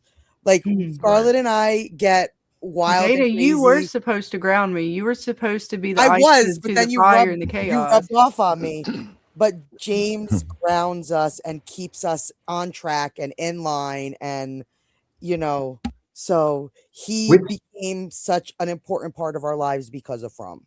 And I can't love make James because of that. I don't think I know James. What's his channel? He's on with us now. He's TWDExplained. He's been very quiet tonight. He's been very quiet tonight, but he's there. He's with us. He is TWDExplains. He started his channel's primarily Walking Dead.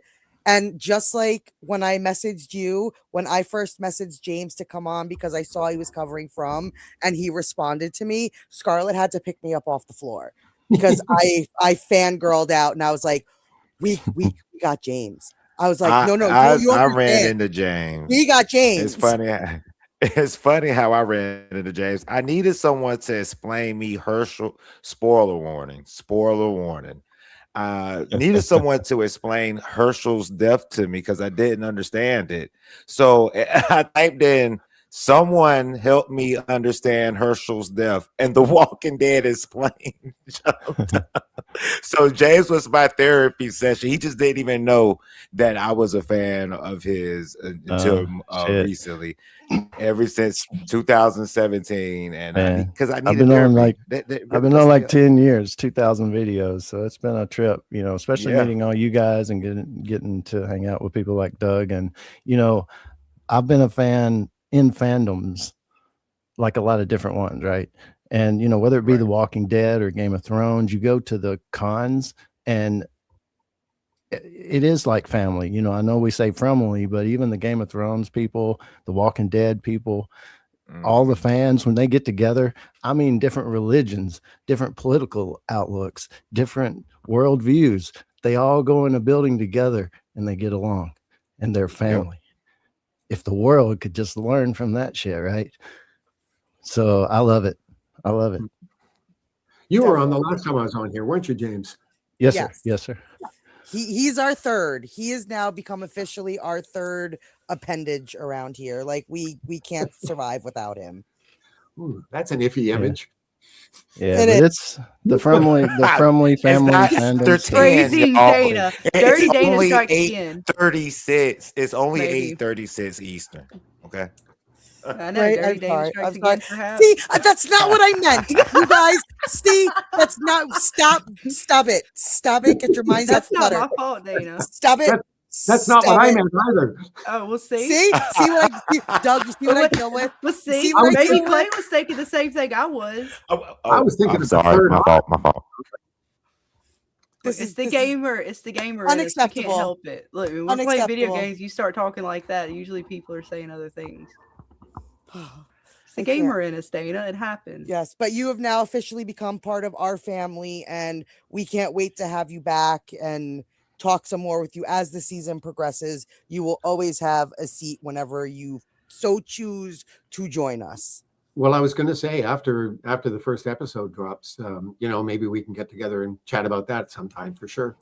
Oh yeah, that would be awesome. Yes. Like I said, we're doing. You're welcome to come join us Monday night. I'm gonna talk your fucking head off, Doug. I hope you are ready for that. Because around here we're going to be doing we're going to have shows Monday, Friday nights, and then on Dana's channel we will have them on Saturday nights, and we might sprinkle some other, of course, whatever if you just say a Tuesday, I will tell me when. You just have to let us know. And we will pretty much have the pickings. But yeah, you were open to come join us on any of our Monday night content creators or any of these Friday nights where we open it up to the chat a little bit more for them to give us their thoughts and theories.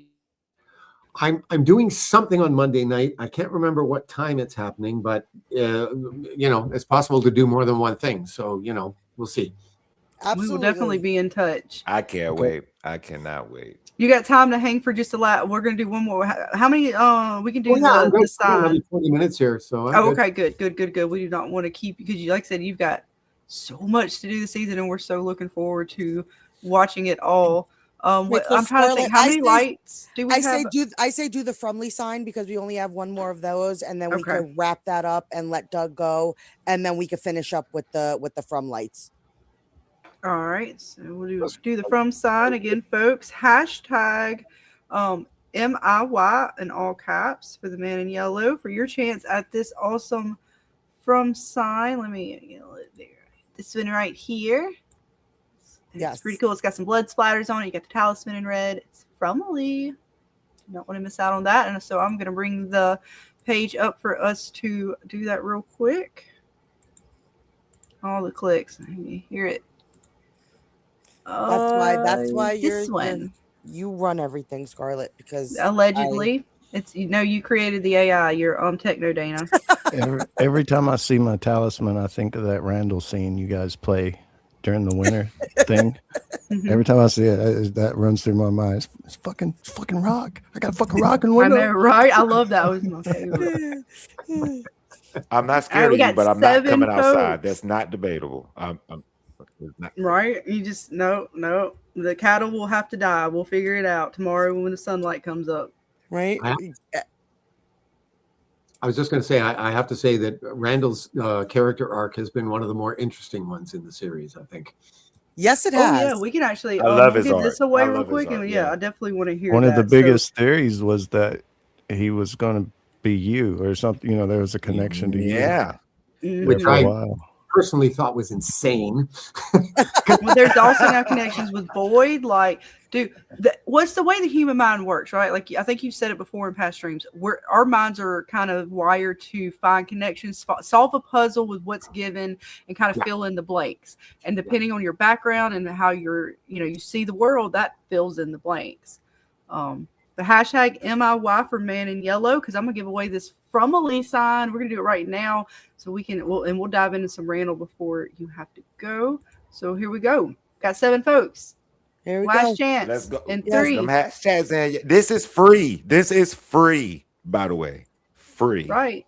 And Yep. 3. I cover shipping, all of that good stuff. You don't have to worry about nothing. You just got to get in touch with me. Let me know where to send it, and I will send you a nice little box. Indeed. Here we go, folks. Last chance in 3 for the from Ali sign. 2. Better get it in. If it ain't in before I go 2 3/4. Here we go. 1. Who is it gonna be? I cannot wait and see.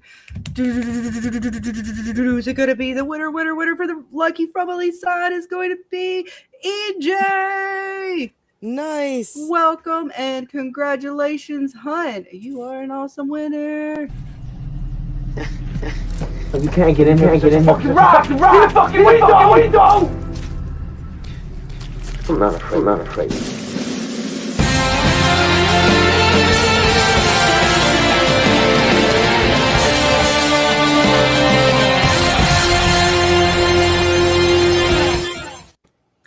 Congratulations, EJ. Well, I didn't see you in the chat, but you lurking. That's fine. I know, right? I like it. Look, he's it. like, look, man, with the man in yellow lurking around, I don't blame him. Right, he came in like a Like, ninja. oh shit. I want. Came in like a ninja. You are most there. There you are, There you sir go. or madam. Welcome. I'm assuming, sir, by the picture, but that could be your husband. You never know. But congratulations, you won the Frumley side. And again, you can reach out to me or Dana on Discord, Instagram, or Twitter. Well, if you're gonna do Twitter, reach out to Scarlett because I still don't know a lot about that. And I'll make sure. I know Vic was posting the Discord and stuff like that, so I will try to, after the stream this weekend, make sure all of our links are posted properly in the description, everywhere you guys can find us. Yes. But congratulations to you, Hun, and then we'll give away the lights here in just a minute. So if you want a light, go ahead and hashtag MIY in all caps, and we will get to that in just a minute. But we're going to dive into Mr. Randall, it sounds like, real quick. So you guys continue talking. I'll bring up some screenshots that some good ones. Yes. Do you So think Randall walked or the monsters walked away in that scene because Randall said he wasn't afraid? I think Or that's a really interesting theory, in fact, because that's not the only time that happened. The same thing happened when Boyd went after Smiley. You know, um, he he was doing this really brave thing, and all of them he was surrounded by nightmare creatures, and they all just kept their distance. And then after he killed them, they just turned and walked away. yeah, yeah, And it seems to be, I mean, I don't know if this is true, but it seems to be that when people display that kind of courage, the monsters are disarmed to a Yeah. degree. You know? But I was also going to add to what James was saying, that I think the reason why they this Randall situation happened, this isn't the first time Boyd left Randall. This is the second time he left Randall, because when he gave him the gun to shoot the bow at the monsters, they hotwired the truck and he had the cicada sleep, or the cicada, possession. So this is the second time that he left Randall. I'm sorry. And I think the monsters use this to their advantage to get even deeper into people not looking at Boyd the same. Because this would be the second time that they left Randall. Well, They that's left him, so that's just my theory. I think that's certainly true of the time when he had to choose between everybody in the van and Randall. I mean, it was a classic Hobson's choice, right? They put him in a no-win situation. right. Do you think it was them trying to get back at Randall for taunting them No. from the bus? No, it could have been. Actually, I hadn't thought about that, but yeah, that's a good idea.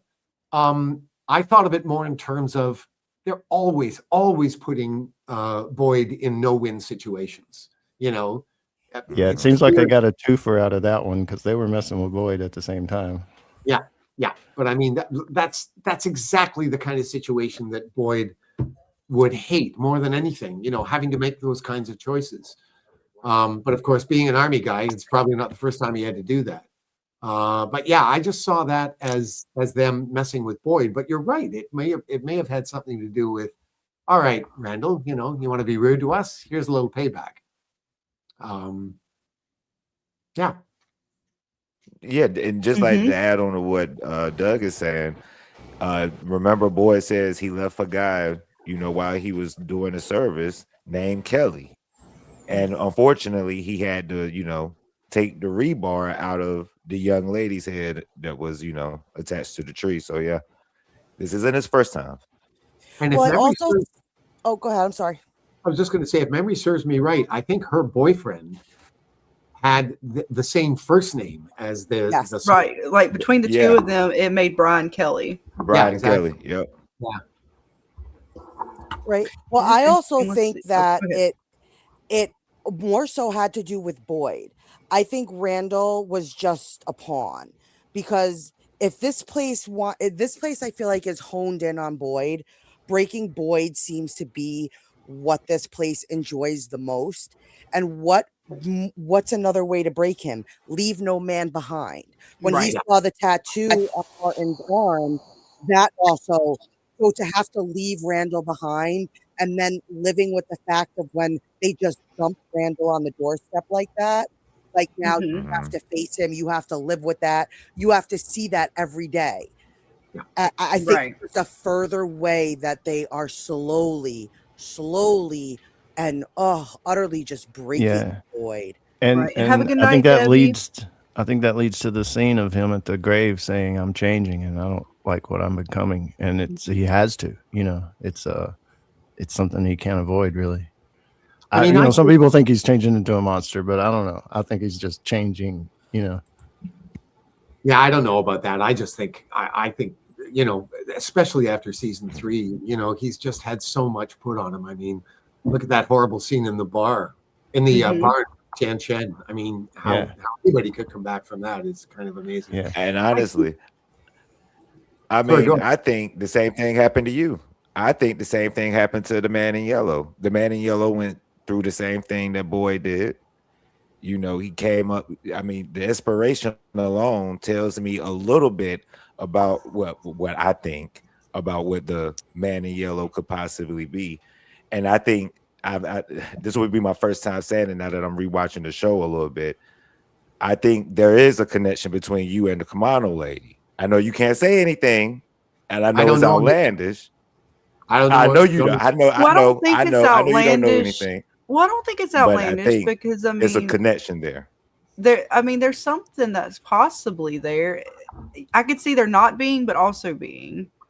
Well, this kind of ties into what I was saying earlier about when I was standing there on the first day, you know, when they said action, and the thing going through my head was whoever this guy is, you know, he's obviously been seriously damaged along the way.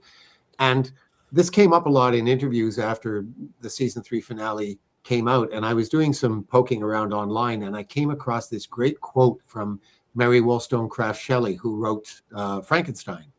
And she says the following: "The story of villains is much more entertaining than the story of heroes, because monsters are not born, they are made. They do not emerge from the void of darkness by themselves, but they are shaped by circumstances, by the wounds of the world around them. They reflect the deepest of human pain, rejection, loneliness, misunderstanding. A hero is defined by his acts of bravery, but a villain is the result of a heart that was once pure and ended up corrupted. The monsters, in their tragedy, show us what could happen to us all if the world turned its back on us." And when I read that, I thought, that right there just perfectly encapsulates how I see the man in yellow.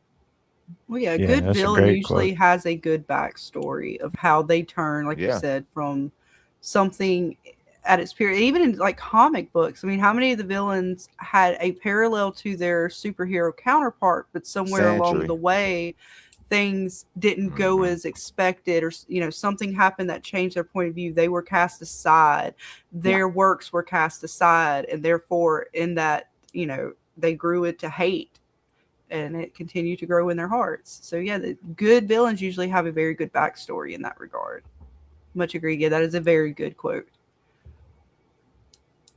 Yeah, lots of people were saying to me after that episode, they're saying, so, you know, are you curious about what's going to happen next? And my response was always, I'm more curious about what happened in the past. I want to know where this guy came from, you know? Yes. Right. That's what I want. Yep. If nothing else, it informs better how to play him, you know? I mean, it's kind of fun not knowing, because there's a certain freedom to that. I can sort of go wherever I want with it. But at the same time, always in the back of my mind, I'm thinking, is this what the creators want? Is this in line with their intentions? And that's a bit of a tightrope, you know, walking that line. Oh, thank you so much. We have a new member, Mr. Captain. Thank you so much. Oh, I got a little something special for you. No, StreamYard, I think it'll work. Sometimes we share stuff. StreamYard is fun. But thank you.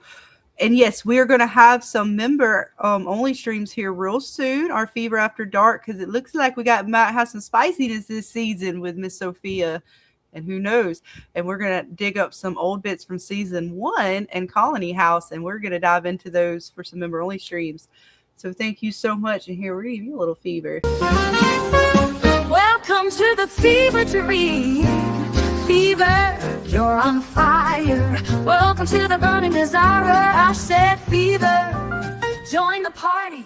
We're burning all through the night. Thank you so much. I cannot wait for the Fever members only streams, After Dark streams. They are fun. A lot of comedy, a lot of extra fun bits. Oh, then Dana's coming in. Oh, I didn't do nothing. Okay, all kind of folks. Who got them all? Hang on, I got it. Dang it, Dana. I didn't have my phone. I didn't do nothing. I don't know what you're talking about. Dana giving away all the gifted memberships. Yeah, I don't know what you're talking about. You don't know what I'm talking about? Well, who got them? I got to see who all got them. I see folks getting them, so we got to see who got them. You know, we talk about Scarlet not being real. I think it's Dana may be the one that's not real. See, between the two of us, you just don't know. That's the fun of it, James. The mystery. Which one? How can a person be that great? I love you, James. Because, see, you never know. Which one is it? Did I create Dana, or did Dana create me? Right? Ooh, there. That we got to put that on the t-shirt. Hey, just stay away from the RVs. But no, Well, I know let's it's see. getting close to you having to leave us, Doug. And again, the biggest thank you, the biggest like hug from New York. And you are just amazing and so much fun. And I cannot wait to have some more We fun with you this season. Appreciate you. I am looking forward to it. I'd love to come back. And thanks very much Yes. for having me. Yes, and I'd love to have you for my birthday. My birthday is not until May 20. Oh God, I had to remember my birthday. Jesus, May 24th. And I know episode 6 is coming out on my birthday. So we're gonna be Awesome. doing something special on my channel. Another giveaway. We're just gonna have fun for my birthday. And I get to celebrate on my birthday this year. I'm so excited. I would love to be here for that. So please pencil me in somewhere and let me know. Oh yeah, you are always most welcome anytime we stream. If you pop in the chat, we will send you a link. You are most welcome anytime. And we will definitely this week coming up, even if it's not a Monday or a Friday night, we will Wednesday night something, we'll figure it out. We'll definitely work in a stream because there'll be a lot to talk about this season. And Indeed. cheers to you. I poured a shot. So cheers to you, sir, and all of the Frumley tonight because it's going to get spicy and we might have to go to the bar and have a few shots before the end of the season. So we're going to start it off right now before you leave, sir. Cheers to you and all of you guys out there. Thank you very much. I'm Yes. planning to do that Thank you, myself Mr. Doug. on Sunday Thank night. you. Yes, Nice. we can't wait. We can't wait. But We thank you can't so much, Doug. Thank you. We appreciate Yes. you. And Cheers thanks to to all you everybody guys. in the chat too. It's been good seeing a lot of you. I know just about everybody in the chat, it seems. So thanks for being here, folks. And yeah, we'll see you all soon. Okay. Yes. Have Thank a you. good night. Doug. Thank you. Thank you. Take care. And it looked like we Man. had I'm Miss ready. I'm so Debbie. ready to take off and just get off of work, go to Food Line, get my beer, get Right? hella cigars, Like get your and I'm shit just gonna together come tomorrow back night, folks. and Because we are gonna be get ready. live. We are Like gonna I'm be just live get your shit streaming. together.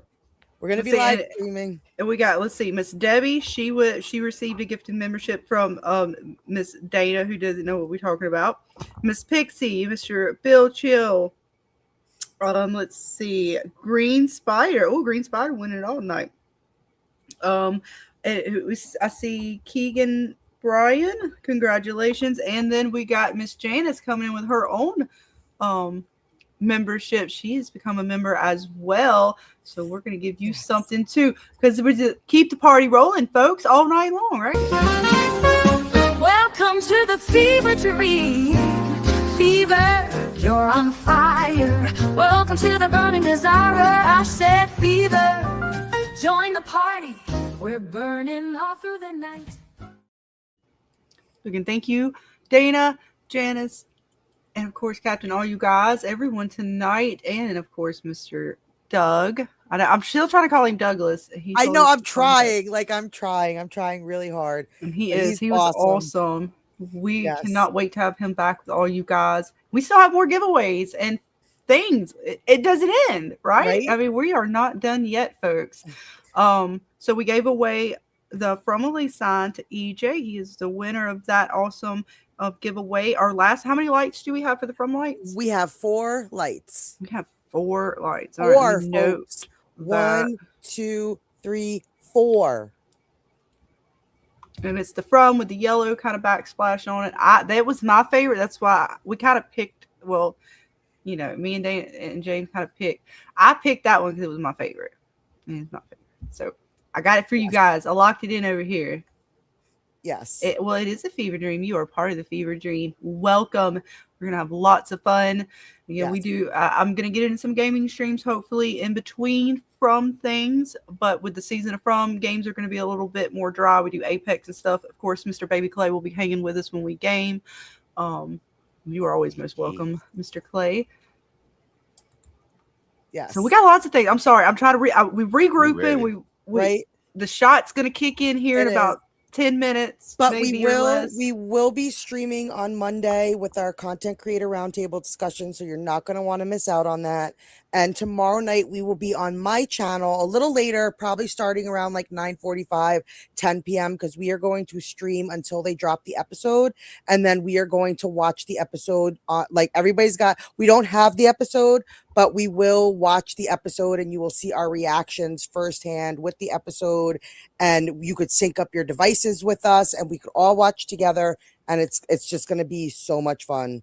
It's just going to be fun. And I will be going back and forth with Baby Clay on Saturday nights because he's going to do some streams, because there is going to be a time where I'm going to be away and I won't be able to stream. So we are going to jump over to Baby Clay's channel, and he is going he's going to run the show. He's going to hold it down. He's going to hold it down. I I will would be try. there. For Dana. We're going to be there, but he's going to hold it down for Dana. Yes. And I'm going to help him hold it down. And as a family, we just going to hold it down because they ain't going to break us, right? That going to get Hell broken. no. We ain't going to let this season break us, folks. We're going to make it through together. I'm sorry. That shock about to kick in, Mr. Clay. You wait till I take a second one by the end of the stream. You ready, James? Are you ready? Are you ready for Pump. From? Are you ready? You gotta pump it up, pump it up. What am I saying I'm ready for? Season 4 From. What else? Yeah. Are we saying we're ready for? I was just making sure y'all still on the subject. Sometimes y'all get a little crazy up in here. Well, yeah, another shot or two. You never know, James. So Yeah. you would call me. I could have slipped anything into that Yeah. sentence. Damn it, missed opportunity. Look, I just have to I ask make Vic. sure Is what it I'm agreeing Tom? to here. I just have to. Vic, is it okay yet? Can we be bad yet? I took a shot. Is it allowed? One more minute, I think. One more Right. minute. All right. I'll wait We another had to minute. go a little early so we can have some more time with Doug. So typically we go into the later hours because we like to have fun over here. If you're new here and you don't know, we like to have fun. I don't know, Vic. Did he? What? What's she talking about? I don't know. But Cap says all the cool people watch From, and you should too. I agree. There you go. Wait, good plug. Good plug. There you go. I don't know what Vic says. She's the angel. Right? Can we be bad now, Vic? If he Oh, says Phil's yes, giving us permission. Wait, Vic says if he says yes, then yes, we can. Mr. James. Right? Ball in your court. I was just saying 1 minute, it just turned 8. So, yeah. You. 30 data sultry Scarlet. From time to time, but we keep it real professional. Right? We Just do. like this lady here. Look, she's keeping a professional boy. She gave him quite a decision to make. But it's like Look at that. that's it. It's like we're here. What are you guys like? Are you ready? What are you ready for? Like, do you like what do you want? What do you want from this season? I want to know if he's gonna actually get his shirt cleaned or if that's gonna stay for the rest of the show. Milkman and his blood stains. Because the other chick, she wiped hers off or something. They disappeared. Girl that ripped out the tongue. But he smeared that shit across his chest, and it lingers. Is that one of the things I'm not supposed to like talk about or question? Think we'll see our little chickie again ever from Colony House? Right? Yeah. Is she gonna emerge back from underneath the ground somewhere? What do you guys think in the Questions. chat? Do you guys think that we will see? I forget her name. What was her name? Why is it escaping me? Why do I want to say with a J, but I feel like that's way off. Oh my God. Words, Dana. Words and weed and all that Shoot, I other don't- stuff. All the fun things. Can I blame it on the alcohol yet? I think I need to be 2 shots in before. Well, I'm gonna blame it on my blunt. So What all's was her fair. name? Jasmine. It did start with a J. I was at least. There you go, It did Captain. start with a J. That's Oh, why he's the gosh. captain, or they're the Right. captain. Jay's gonna end up Sorry. being my favorite letter of the season. We got Jade, we got Jasmine. I mean, Julie ain't too bad. She's coming around. I like Jay. Jim's questionable. Okay, I feel sorry for Jim, so he's coming around too. Now, in his death, I have found a soft spot in my heart. That's so fucked up, but I'm saying it out loud. Okay. Oh, now that Jim has departed, may he rest in peace. I have a soft spot for him now. Right? It only took dying. It So only fucked up. took the man in yellow ripping out his throat for our hearts to grow 3 sizes bigger. No, that's a shame. Let's see, they look like the archetypes from Old Maid's Game, a game of pairs, duality, and fate, says David. Oh, okay. Let's see. Jasmine is the Oh, I'm hang coming, on. y'all. Is I'm being the greedy. one the porn star? What? I'm having to make sure I read this shit properly because I'm liable to fuck up what I'm reading. All right, so Jasmine is the one the porn stash man kissed and lost his tongue in his life. Yes. Yes. Yes. I'm going to say what I thought I was about to read. Just a letter or two different there. You never know. You never know. Things that happen. Jim got a sore throat indeed, a permanent one. What's up, Miguel, man? I hope you're having a good. Y'all gaming? I'm trying to remember is Miguel where he's at tonight. No, unfortunately, he's at his adulting job. Oh, he's adulting tonight. Well, you hang in there, man. Stay safe out there. All you guys, so you guys are listening while working. Yeah, you stay safe out there in the streets, wherever you're working at. It's crazy. People are losing their damn minds. He is adulting, but he will be floating around in the background tomorrow night as we stream. So I know, dude. This weekend it's gonna feel like a dream almost, because there's so much packed into the weekend. By the end of Monday, my brain is gonna explode. I know, but I can't wait. It's so exciting, but I'm excited for it. So, yeah, this guy died to get some sympathy. Well, Vic, I came around eventually. I think it was more the way that they did him at the end there. I know I've said this before, but man, I felt bad. Okay, I personally felt bad because I'm sitting here thinking, man, Jade and Tabitha sure do look good together. I can't wait for them to get together. And then that final reveal there at the end, and then his death, that was fucked up. Right. So as much as I may have disliked Jim in certain ways, I didn't feel like he deserved that though. I wanted him to come around with Jade, and they finally did. And then, yeah, but still, it's Jim. Percy says, I think Julie has a identical twin sister, and that's who we see at the end of season 3. Jim never called her Julie. Did he? I don't know. I'd have to go back and really pay attention to that. I'm not sure. Interesting. Yes, I don't remember. Okay, I'm back, y'all. We was ordering you're food good. over here, but we cutting up. Don't worry about it. We didn't say nothing. Yeah, we didn't do nothing. We didn't say nothing. What did the milkman and his wife do? James did it. James was talking about the milkman. Mm-hmm. You want to elaborate further about it? How a man gets his I milk? just think some of these people, I think that goes to show that all the monsters aren't parents. They are too old. They said I could date her. I was given permission. Don't save him, baby Clay. James, would you like to elaborate further on the milkman? I would not turn it over to you. Turn it over to you, baby Clay. No.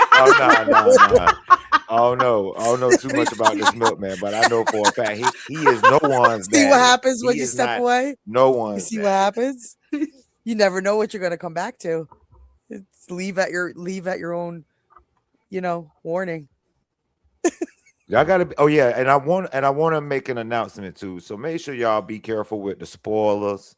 Yes, watching content creators making quote unquote theories, and read the description for season, for the future episodes. So just be careful, out here. And guys, know that we're gonna be strict on wrenches during the season. So if anything, like if you notice like a wrench is gone, we're just giving certain people wrenches for the season, so that way they can drop links, whether it be their own or others, and so that way our mods are going to be kind of on high alert to make sure any kind of shenanigans that are not allowed, whether it be spoilers or folks taking things too far in the chat. Let's all try to be nice with each other in our theory crafting through the season. Otherwise, you might get the hammer put down on you. And Vic is one of our main mods, so y'all play nice with her because she got full powers to bring the hammer down upon anyone who disrespects the rules. Yep. Oh yeah, don't get on her bad side. She is God in the chat. She has spoken. We delete spoilers here. The goddess herself, Vic, has spoken. Good news is Rotten Tomatoes has gave from a 97%. So I mean, sweet. Yeah. They released the first 8. They sent out the first 8 to some creators and stuff. So I think they've sent the first 6 and then got a feedback thing, and then let them watch the next 2 and to get another feedback type, vibe. because we want everyone to be able to theory craft and have a good time with it and not have some of the shenanigans from last season. So we are going to have all fun this season, right? Lots of fun. And I'm going to get ready to give away these last couple of prizes. Yes. So I'm going to bring this down and bring back up our spinny wheel thingy. Yes. Our And giveaway again, tool. the big thank you to Nick L. Make sure you guys thank him in the chat because he is the one whose hands made most of what you see. Like literally the only thing he didn't make were the shirts. Mm-hmm. And we'll try to do the MGM things too at the end again in case. And again, this is for U.S. residents only. Right now, we do have some MGM plus passes for non-U.S. residents. So again, I'm sorry, just making sure. I know we've said it a couple times, but reiterating, right now is for U.S. residents only because of customs. Via Nick L made spectacular things to give away. He sure did. And this is just the first giveaway, folks.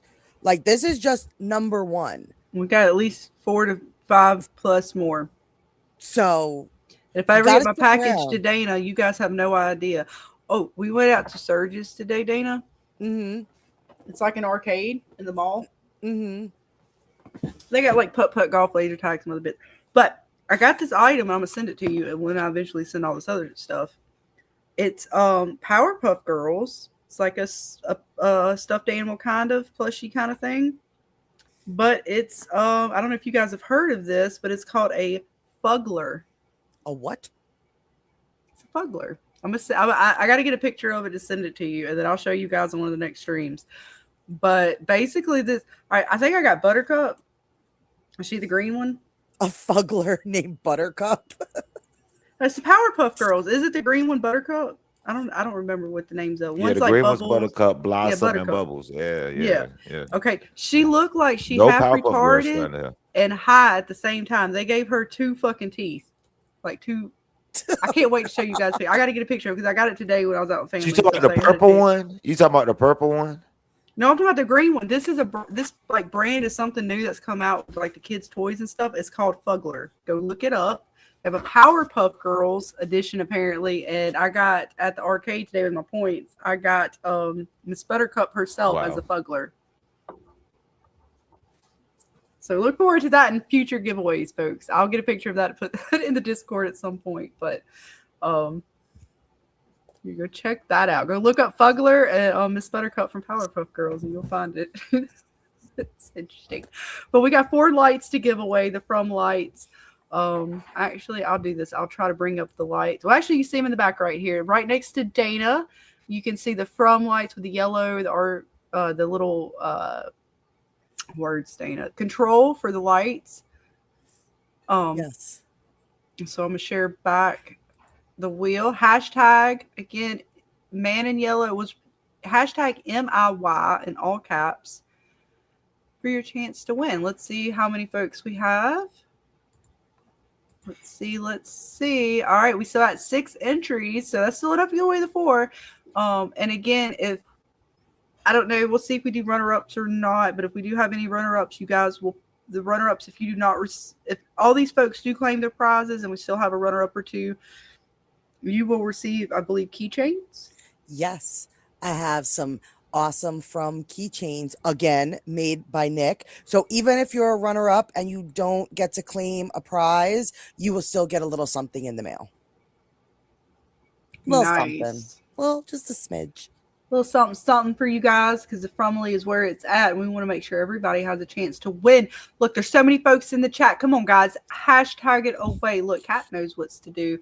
So we're fixing to click it. We got 4 more things for tonight for U.S. residents, and then we'll go back and try to do the MGM Plus passes for non-U.S. residents, meaning Canada, Mexico, and abroad around the world. You guys will have your chance for that in just a minute. We're going to get ready to spin the wheel, as it were, right, ladies and gentlemen, for a From Light. Again, thank you, Nick L. We cannot thank everyone enough for everything from the From community to Mr. Doug, and all the actors that are part of this show who have made themselves available to the fandom in one way or another from the company Cameo.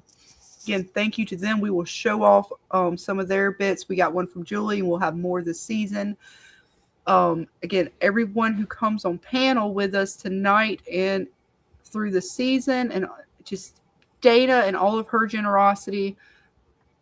I mean, I don't want to forget anybody, but yeah, it makes for such a great community. We cannot express how much we appreciate everybody. James, Baby Clay, everybody out there, all the content creators.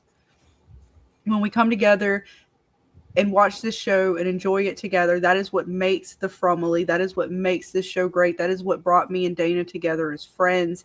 And that is what brought further from me and Dana, everybody else, James, Baby Clay, all you guys. It brought us all together to become great friends, and just share and enjoy this together. Yes. I'm getting all mushy. I know. All right, you guys ready? Here we go. I have delayed for this spin as long as possible. I think it is time for our first giveaway of the From Light.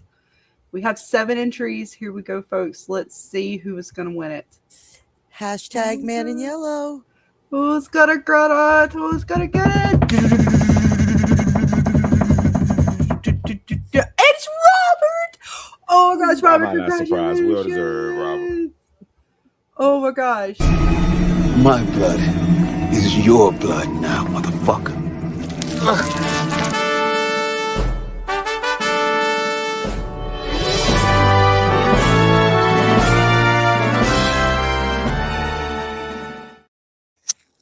Congratulations, Mr. Robert Sanders, one of our oldest and bestest friends. You know what? I'm so glad you got it. We're going to get in touch. I know he's asked about the coasters. You never know, Robert. You might still have your chance to win one of those as well. But congratulations on your win of the From Sun. Oh, my God. I'm so excited. Who's going to win the last ones? I know 3 more. 3 more. You still have a chance, folks. Right. I'm writing down Robert's name so you got the time it takes me to finish getting my notes. In it to win it. And all it takes is 4 little types on the keypad. Hashtag MIY, all caps. It's very easy. You guys could do it. Come on. You know you want one. Right. I know, right, Robert? Hey, look, man. You guys get to Nick. Look, we've told Nick if he wants to put that stuff out there. Look, Nick he knows what he, if he wants to, he could. You gotta talk to Nick, but trust me, you guys are gonna have a chance to win lots more of this stuff. We've been trying to break Nick down to put some more sell links out there in the Discords and such. We'll get him by the end of the season. Maybe you guys will have a chance to get your hands on some more bits if you don't win them. Maybe we'll see. You never know. Never know. We'll have to bribe him somehow with bagels and things. You never know. Right. I feel like he makes me so much stuff. I'm like, I need to send him bagels. Like, right. I don't think I've yet to send him bagels.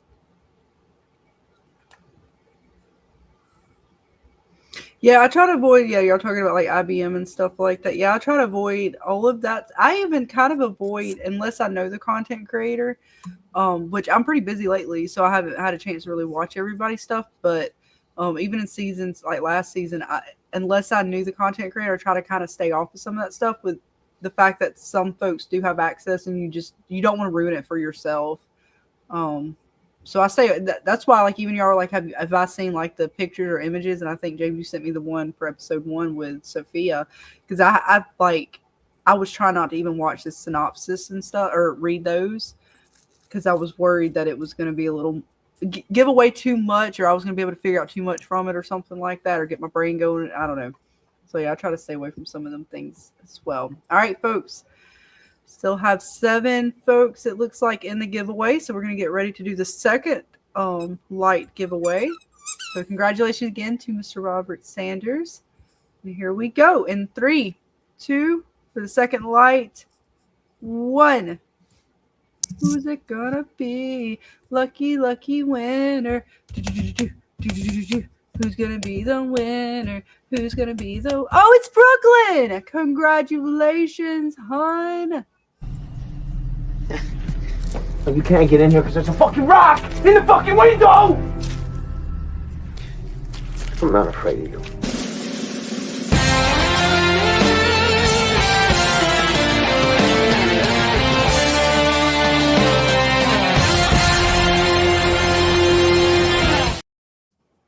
Congratulations, Brooklyn. You are the winner of an awesome From Light. Again, you can reach out to me or Dana on Discord. In our Discords, if you can't reach us, go ahead and leave a comment, and we'll make sure we get you the links. Again, I'm gonna post. Make sure my Discord link should be on my YouTube page in the bios, but I'm gonna make sure if any of those links aren't on our bios, that we'll get those either on this streams after this weekend. We'll put it in the description. We'll make sure if you at least leave a comment, if you can't figure us out anywhere, and Vic is definitely posting it. There's my ex to reach out to us. And if not, like I said, we'll definitely, if you leave a comment and like, hey, I can't use, if you're having a problem with Discord or X or whatever it may be, we will find a way to get your information. So you can definitely leave a comment after and let us know, hey, look, I'm claiming it. This is how I would like to reach you, whether it's email or what have you, and we will make sure we get you guys. And thank you, Vic. She's posting, yo. That's why she is the awesomest mod ever. Right. The Cap says, I hope Randall lives in I hope Randall lives in the series. I hope they don't kill him all. Yeah, I hope he gets to stick around for a bit more. I want him and Julie together getting out of From. Yeah, I am curious to see with him and Julie how far that's going to go. Like if he's going to be able to step over the threshold with her, and if that changes anything. So I hope they don't kill him off. And it seems like they like him a little bit, right? They just touched him. You didn't kill him, Dana. The monsters allowed him to live. It's fine. Right. Yeah. You're having trouble with Discord. Well, Jan, like you got on Facebook with Dana, so we'll definitely be able to get you. Yeah, she can reach me on Facebook. Yeah. All right, you guys, we got 2 more to give away, so we're gonna get ready to do that right now. We have 6 folks entered, so last chances. I'm trying to delay as long as possible. Hashtag capital MIY in honor of the man in yellow, Mr. Doug himself. Tonight, for your chance to win one of the last giveaways. We have 2 more to go. That's it, right, for tonight, other than the outside of U.S. So U.S. only, from Light. I'm sorry. 2 more left to give away. We're fixing to click it. I'm literally just trying to stall as long as I can. We have 6 entries. I'm about to count it down, folks. Here we go. We pump it up. All right. Oh, we got 1 more. All right, here we go, folks. One of the last chances at your shot for a light on this one anyways. Here we go. 3, 2, 1. I got to do like 1 finger while I try to like click back over to StreamYards. Oh, the joys of tech. All right, here we go. Ah, it's Pixie. Congratulations, hi, Miss Pixie Vine. You are the lucky winner. My blood is your blood now, motherfucker.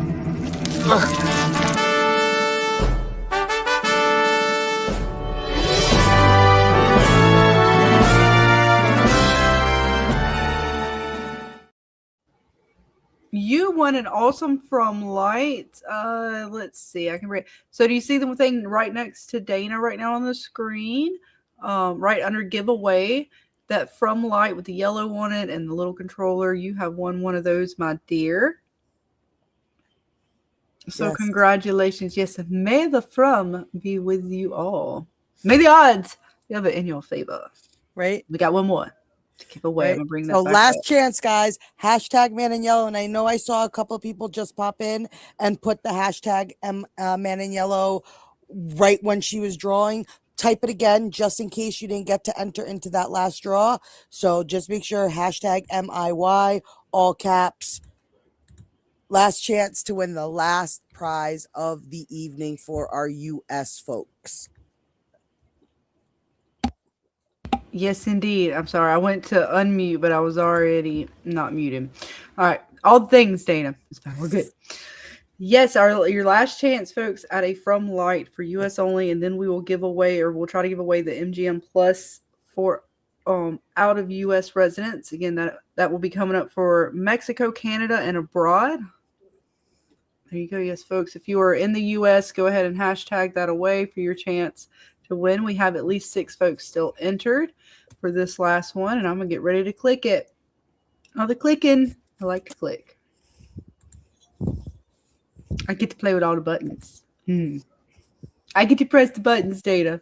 I did it. Buttons. All right, folks. Here we go. Last one. We got 6 entries. I'm giving it just another second. And if you've already entered, then it's got you in there. And if you've already won a prize tonight, then it's already kicked you out. But that's okay. We got more giveaways to come in the season. All right, let's see. Here we go in 3, 2, 2 3/4, 1. Here we go. It's like one finger till I can click over this. We so got to get that by the end of the season date. Here we go. So nervous. Who's it gonna be? Oh, I'm not gonna say that right. Jehovahson. Congratulations to you, hun. Yay. If you can't get in here, get in here. Fucking rock! Get the fucking window! I'm not afraid.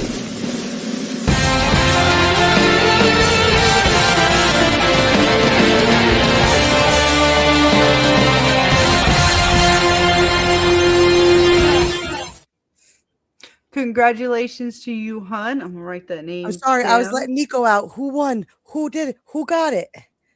Jehovah's. I don't want to. Yes, because I know I can't read. I butcher the hell out of shit. Good. Jehovan. Did I said it right? Yes. And you know what? Words, Scarlett?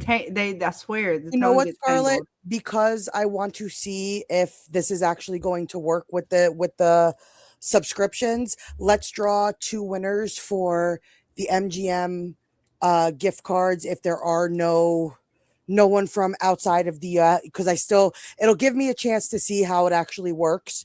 So we will give away 2 MGM Plus subscriptions tonight. So you want me to go ahead and do that here then? Because once I do another hashtag, it's going to... No, right through the man in yellow. Right through the man in yellow. So it could be anybody. And then if you have to start a new one for the outsiders, I just don't think we have anybody outside of the U.S. But I still want to draw somebody. Speak now, forever hold your peace. If you are outside of the U.S., type 1 in the chat so we know you're here. And that way we know to give those away to you guys. Yes, just because I want to make sure that it actually works properly. So I want to draw a couple of names. So, yes, let us know if there are any outside of the U.S. folks listening in. If you do not live in the United States, raise your hand, put a 1 in the chat, let us know. So that way we make sure we don't leave you guys out because we want you guys to get a prize as well. But if we don't have any folks, then we will give them to everyone else who is hanging out tonight. Yes.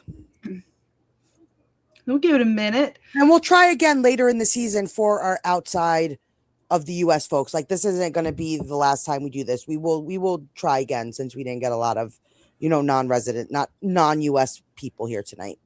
Right.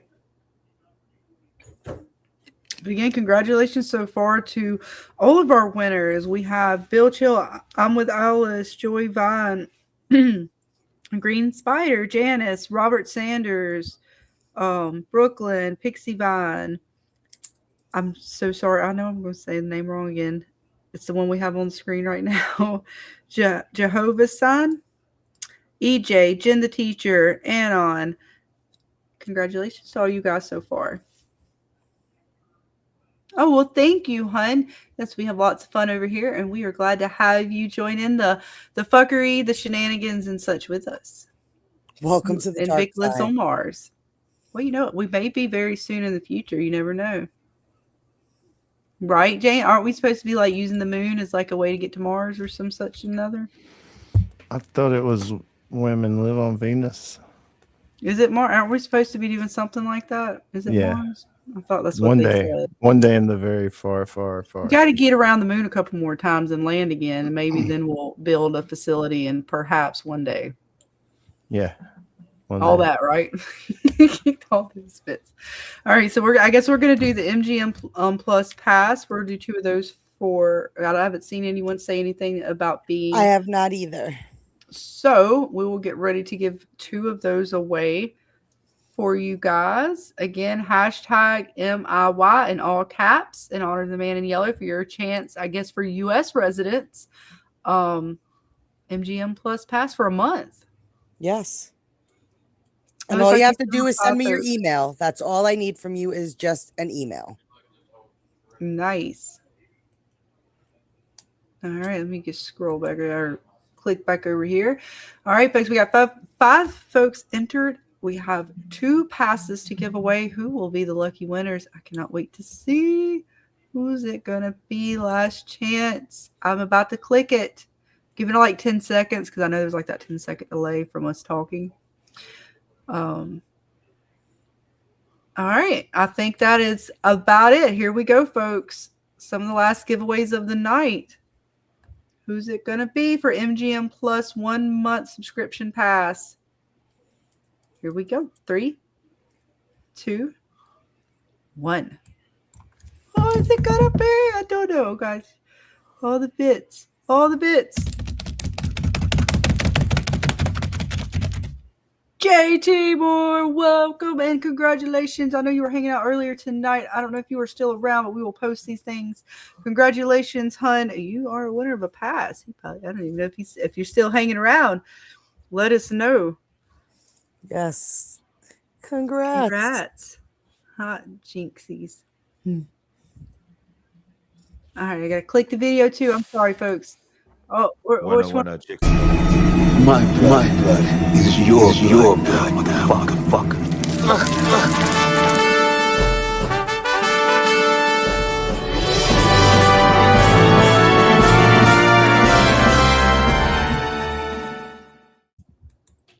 And congratulations again. And we will definitely be posting all the winners up in places so you guys will know.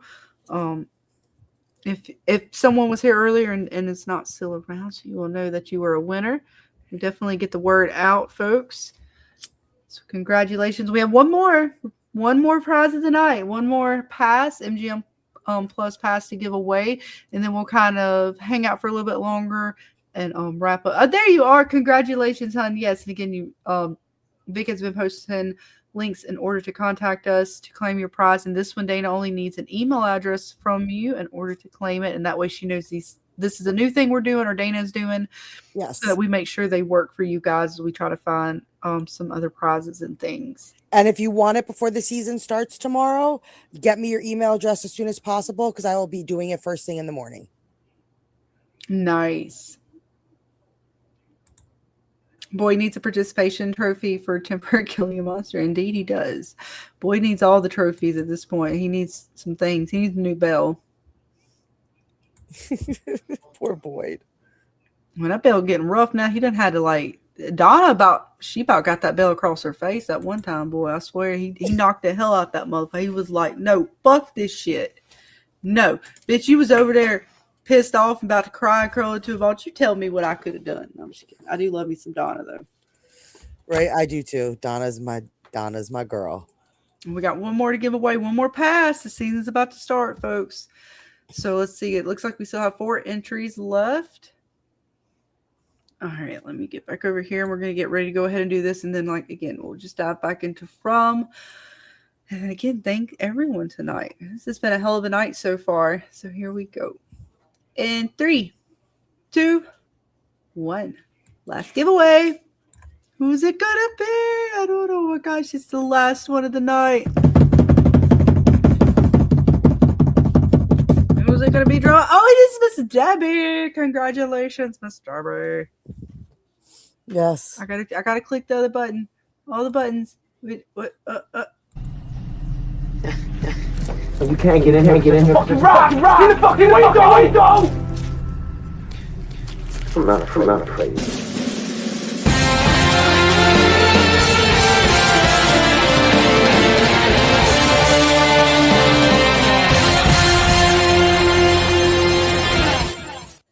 I don't know, Debbie. I think she left earlier because she has to get up early in the morning. She is a farmer. She says she got some seeds to plant, I believe. So we will definitely let her know. But congratulations to Miss Debbie and all you guys tonight, all of our winners. It has been fun. God, I can't wait. We got so much more, and what a hell of a season waiting for us. And just what is the countdown, guys, in the chat? Where are we at? How many hours? We about at 17 hours. Is it? Is it really that? No, 24 plus. No, it's not 24. Yeah, 24. Well, Is it well, 20? maybe 22. Well, it's a little over 20. No, because it's at midnight. So it's 24 plus what? Well, it's 11 o'clock my time. Damn it. All right. Math. East Coast. See, this is another thing, too. You got to think the time it drops is like what? Is it East Coast or Pacific? East Coast. It's East Coast. So it East drops East Coast. Coast time. My time is Central. So we got to add that into the math. Shit, Dave, you got to tell us you're East Coast. I'm not. I'm doing math. I'm counting. I'm Oh, counting. shit. You're an accountant. Damn. Use that degree. No, I'm just kidding. Right? At least it'll be useful. I think we're a little over 26 hours. 26 hours away. Yes. We're a little over 26 hours. I wish I could make a countdown. I wish I could find out how to make a countdown. I would actually do one. Oh, thank you. Like an official countdown Right. for it. So we got like 24, 28 hours, somewhere around about, give or take your math if you're actually good at it or not. Right now, I'm not going to math appropriately, like word appropriately. Like we're excited. Numbers, doing numbers. Yeah, we're going to have enough numbers to do by the time the season starts. Who Right. knows? We'll leave numbers up to Robert. Robert got numbers. He can do the numbers. All the numbers. Good night, Robert. We love you. Thank you for night. hanging out. Yes, good night, Robert. Thank you so much as always. And yes, congratulations on all the winners. I cannot wait until midnight tomorrow night. It has been a long wait, my friends. Good night, everyone. Well, thank you, Robert. I cannot wait. Oh my God. And then again, of course, tomorrow night. What time are we starting, Dana? I believe I have the stream set up for 9:45. Between 9:45 and 10 p.m. Since we're going to be going till midnight and it will be a late night, I wasn't going to start early because we we'd all be dead by then. So we're going to start around 9:45, 10 p.m. Eastern over on my channel. And then we will watch together when the episode drops, sync up our devices, react together, and just have fun. And then Monday night, we will definitely be back for the content creator roundtable discussion. But before then, depending on how things go, Sunday, sometime either Sunday night, if you have not had a chance to watch, it is possible. If you guys are in the Discord, hit me up. We may have a way to show you guys by that point, but we just won't have access to be able to show anything in Discord the night of the premiere. So definitely, days after, if you guys want to hop into the Discord, and it's all just like, especially if you guys just really want to go over some stuff in the Discord with us, we're always available to show episodes in there after it'd be that Sunday and after the episodes airs. So definitely let us know. We're always available for those things. If we want to have further watch parties with it even after it airs, we can do that in the Discord with the actual episode as opposed to syncing. We'll just see how the season goes with everybody. But lots of things, lots of good fun things. I don't know, Baby Clay, you're gonna be doing stuff. You're gonna be around with us. You're gonna be doing things on your channel. And got the whole From community. There's so many content creators out there and things that are going to be happening and popping. So I know everybody's going to be here, there, everywhere. And we just thank you guys for taking the time to hang out with us. See, Cap says, Sophia has the same smile as Agent Smith does in the movie The Matrix Reloaded. Ooh. Hang on. I'm going to bring her. Let's see. Where am I at? I got to remember which. All right, we need a different, not this folder. We'll bring up our lady over here. Miss Sophia. She's already making waves, and she hasn't even really started yet. So let's see. I got some of her somewhere. I think it's in this folder. All the folders. Yeah, look at our lady here. Yep, she's got an interesting smile indeed. That's some serial killer shit right there. I'm still calling it. It's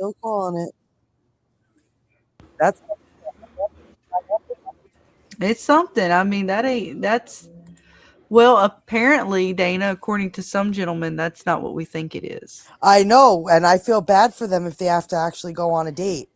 Do we need a code word? Like if I don't hear from you? If this is Kenny underneath her, can he be too picky? James, what She would you sees, say?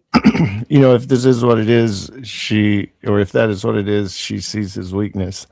But, you know, playing off of what Shriver said about, you know, Agent Smith's smile, Agent Smith was a fake, you know, you could say in the Matrix, a computer program. So maybe this is a dream or hallucination or something. Like this scene isn't real, you know. Right, because of how bad she's smiling, as if that's not even natural. It's not to say it is or not, you know. I'm just saying that that's still an option. Yeah, with the comment, yeah, okay. Yeah, she definitely, and she still does have some of the scratches. I know we somebody on one of the other streams was saying where the scratches go. Now she still has a few on her face, so I don't know, but she did seem to have more. So we don't know if she arrives in the first episode. We don't know how many episodes, 2 or 3 into it. Maybe some of the scratches have healed. Of course, this place heals them quickly, but she still got some scratches on her face, so it's not too long after the crash. What's up, Manicore? Welcome, hun. We got a lot of things to look forward to this season. I'm trying to think of what are some of the things we want to finish off for the night. I know we've all gone over several theories that we have for the season. I know you guys in the chat have talked about some of yours. We've talked about what we're looking forward to. So I'm trying to think. Do you really have to ask me that question? I can't wait to see what the fuck Clara does. I know Bill Chill was asking us earlier, do we think Claire was sus? I didn't get to it because we were doing so many other things. But yeah, a little. I mean, look, whether she's something or not, they put her in your eye with that blue. Whether she's sus or not, again, just like when, Mr. Doug was on earlier and talking about and we're talking about how our brains work and how we're looking at things. They put her in a color that stands out. They put her in a lot of scenes that have meaning and different things that are going on when she's popping in and out.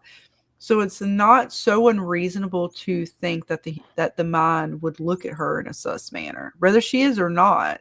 I mean, they seem to do this in the show where they are trying to make you think, or I feel like they're trying to make you think certain things are sus or second guess what you're seeing.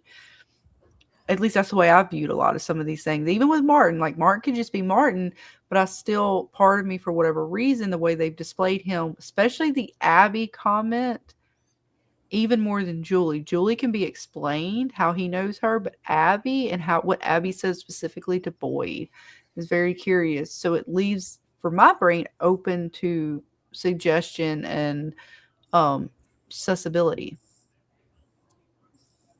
Something she's like that. 10. She's a 10 on the suspect list. Oh, see, Kat, he agrees. Claire's totally sus. There you go. You got right. See? Right. See. When Kitty went into the diner, she was like, "Oh my god, oh my god." Sorry. I'm just gonna leave these flowers. Of all the people who could have been in the diner in that moment, they chose Clara. And you guys could give me the, she knows someone. Oh, it's this. She's just a background. No. It's suspicious. It's on purpose. They did it for a reason. And like, they have so many background characters. If they wanted to just throw things at people, they would just pick a bunch of random people to give these fucking lines to. But they kept it so like in sync with Clara. So if it's nothing, like I said, to each its own, I'll move on. We had fun. We'll laugh about it. We'll whatever. But until they give me something, I still think that there's something up with her.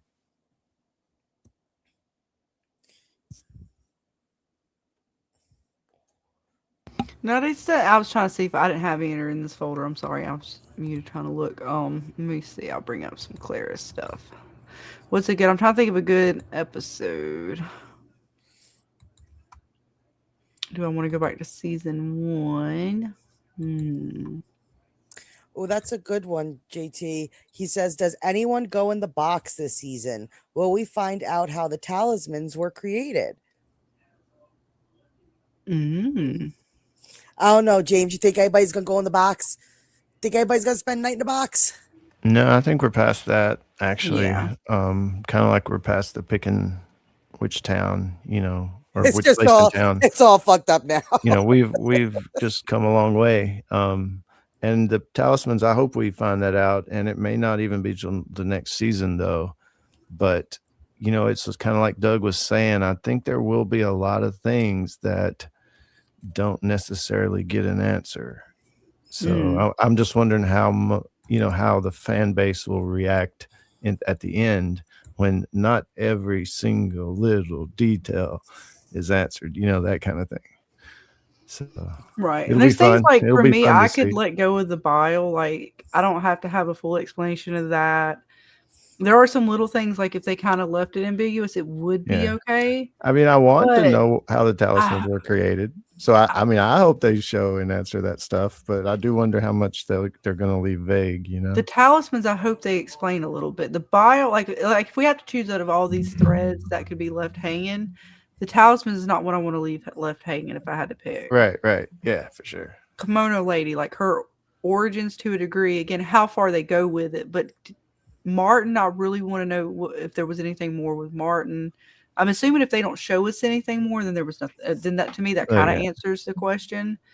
I think one of the season 4 finale, somewhere along that show, we're going to see the Man in Yellow and Clara, and we think she's about to. This is it. Man in Yellow is in front of her. She is dead, yo. That's what it makes us think. Right. But then they just grab each other and go, "Hey, baby," and they start kissing and stuff. All right, Cat Like says that. Clara isn't the storm. Clara brings the storm. Oh, Clara. Dana, there you Right. go. Claire's Hold it down Mrs. for 1 minute, Dana. I'm gonna go grab another little bit of drink. Real quick. Mrs. Absolutely. Yellow. Right? It's gonna be interesting. It's just so fun to piece her together. And if you just watch her little segments like as one cohesive story, it tells so much.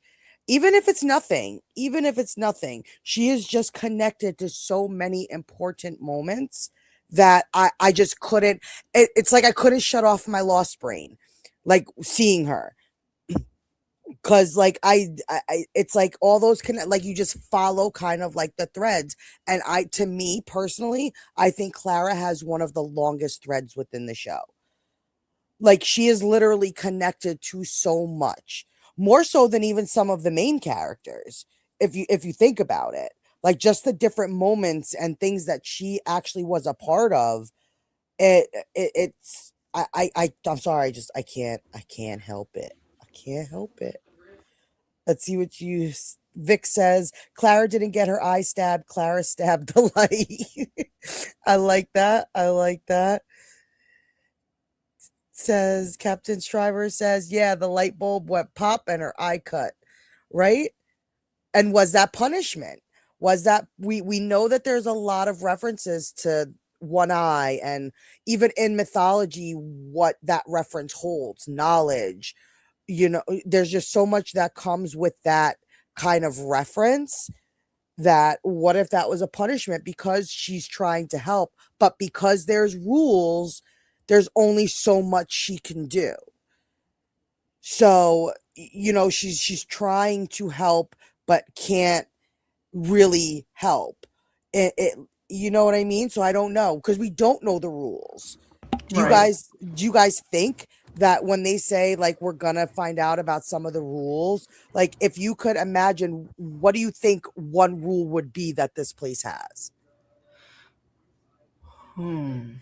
People can't go outside their boundaries. Yeah, that's what I think. Yes and no. We Like, know the that people boundaries can side. leave because they pushed Tabitha out, but she's the exception to the rule.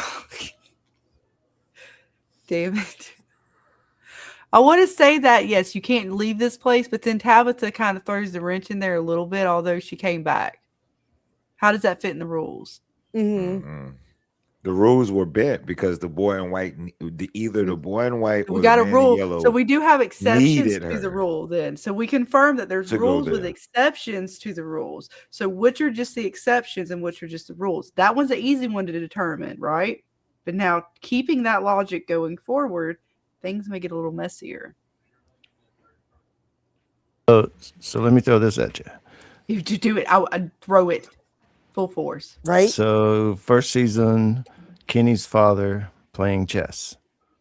Okay, I don't know how many of you guys out there play chess or understand the game. It's pretty simple. You got players on each side, the same exact players, right? Pawns, then you've got the castle, and you've got the rook, and you've got the queen and the king, and as you start playing the game, you're pretty much fighting on a battlefield, and it's a strategy. It's not a, hey, everybody just pull their swords out and start fighting kind of bullshit. It's strategy. It's deep. It can get deep strategy in moves, and you have these different characters that you can either, in From's viewpoint would be manipulate, or in chess you just move it, around the board.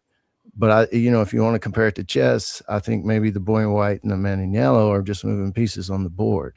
And when the cycle starts over, it's like in chess, you start the game over and you've got the same pieces and you play again, just like the cycles, right? Mm-hmm. So they're playing these pieces, and there's rules to chess, but there's also,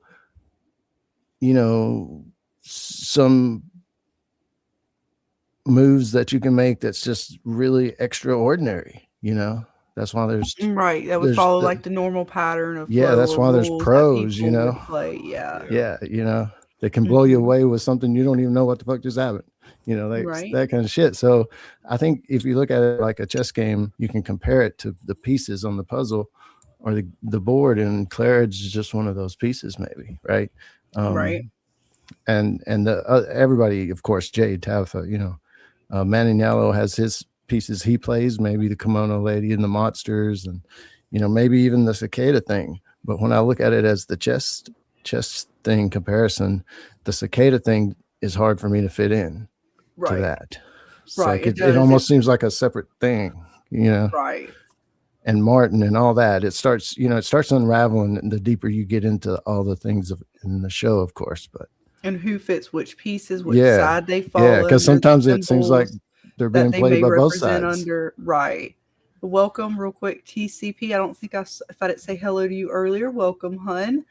And I wanted to see some of you guys. You guys are just popping in the chat. See, when Jay took the bike, that was Miss Clara. I'm sorry to have to get off, y'all, but my no, you're good, man. Thank you for hanging. I gotta be up at 7 a.m. No worries. You gonna make that money. You gonna make that money. We will have plenty of you, not just from, but look, man, we gonna have you gaming streams. Tomorrow night. Is it tomorrow night we're streaming again, right? Yes. Right, tomorrow night, and then Monday, and then tomorrow night. All kinds of stuff, man. We gonna have you for sure. No problem, y'all. Thank y'all. You have a great night. Having me on, man. I'm about to eat good. Right. There you go. And get ready for tomorrow. See y'all tomorrow. Nice. Right? We will see you, sir. Time. It's almost time. Cap says, I want to know who writes knowledge comes with a cost in the barn. And I don't think, you don't think it's many. Yeah. Well, and see, I don't even know. That goes back to some questions with the Man in Yellow, right? Because did he I don't think he wrote that, but if the monsters, or I wonder if it was the monsters or even the boy in white, who wrote that? Who do y'all? I think it might have been the monsters as an extension of the Man in Yellow. But who do y'all think? Is it the Man in Yellow that wrote that on the barn, or was it something more? Well, if he's the big bad and the monsters kind of do what he say, if we look at it that way, maybe he tells them, move the body in the barn, do this, write this on the wall, and kill the dog. Or, I'm sorry, unalive the dog. My bad. It's okay. It's okay, James. It's okay. But, Yes.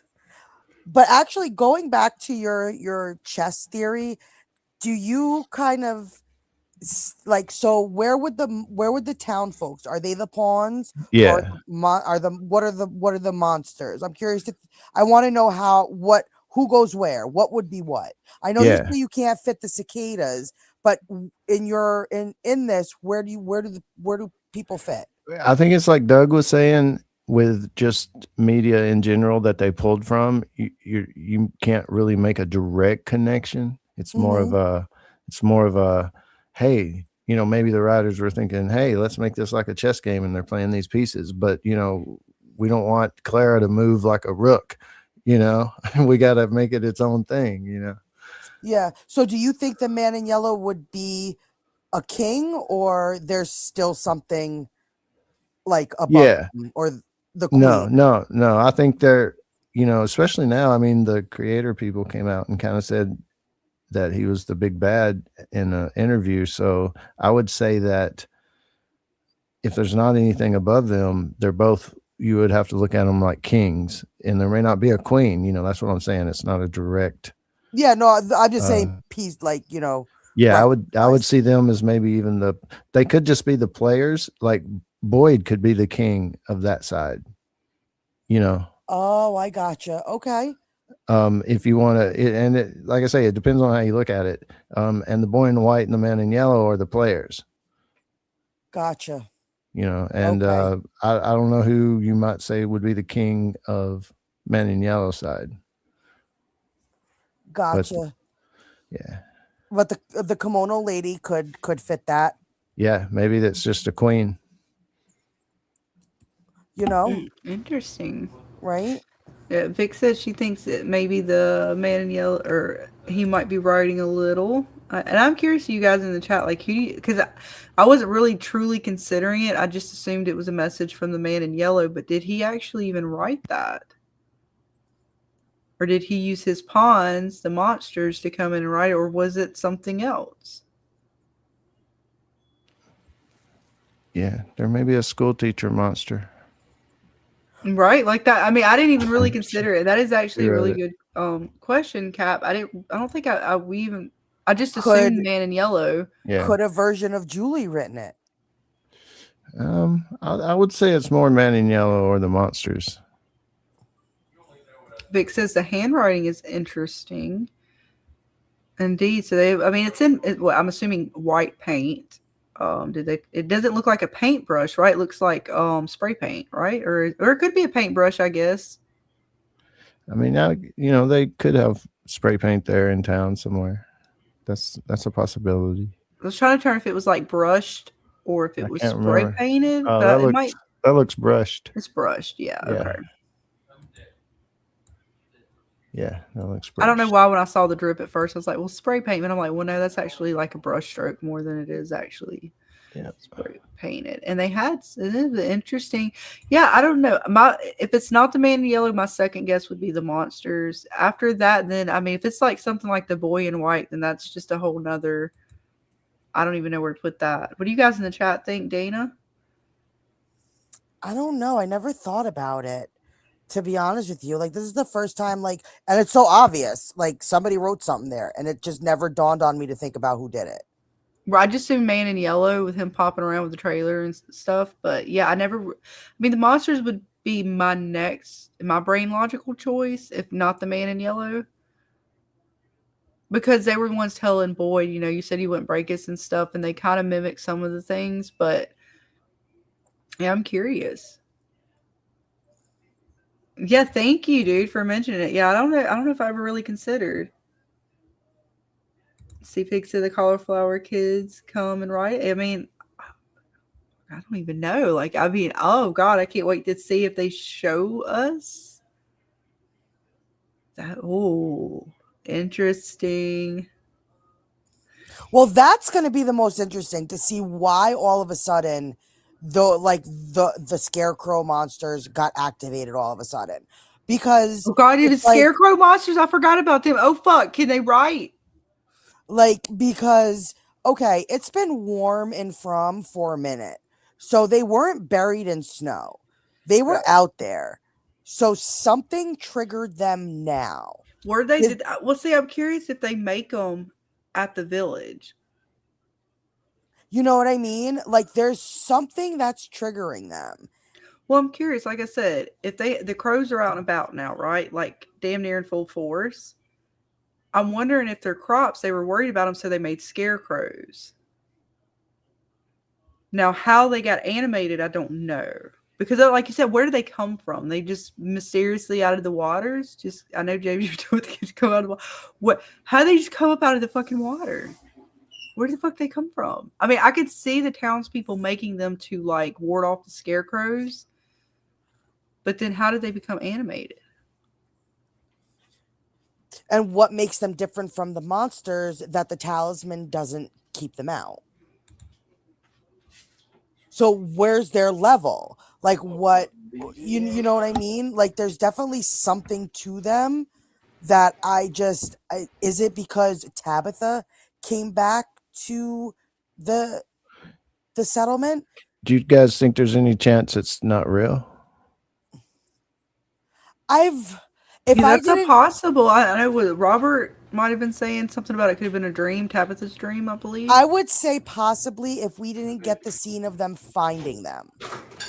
And since we see that they actually do discover these things, I don't think they would then just bring them in a dream sequence, because then that would be, to me, that would be a waste. What if the dream happened first? And then when they discovered them, Tabitha's like, "Holy shit! I saw this in the dream last night." That could be something different. I'll give that to you. But if they discover them first and then they come to life, I'm leaning more towards them being something actually real in some aspect. Because otherwise, I just feel like it would be a waste unless they're really gonna.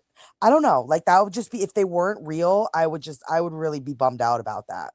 Unless there's going to be some real significance to them, then why even bring it up if you're just going to make them fake?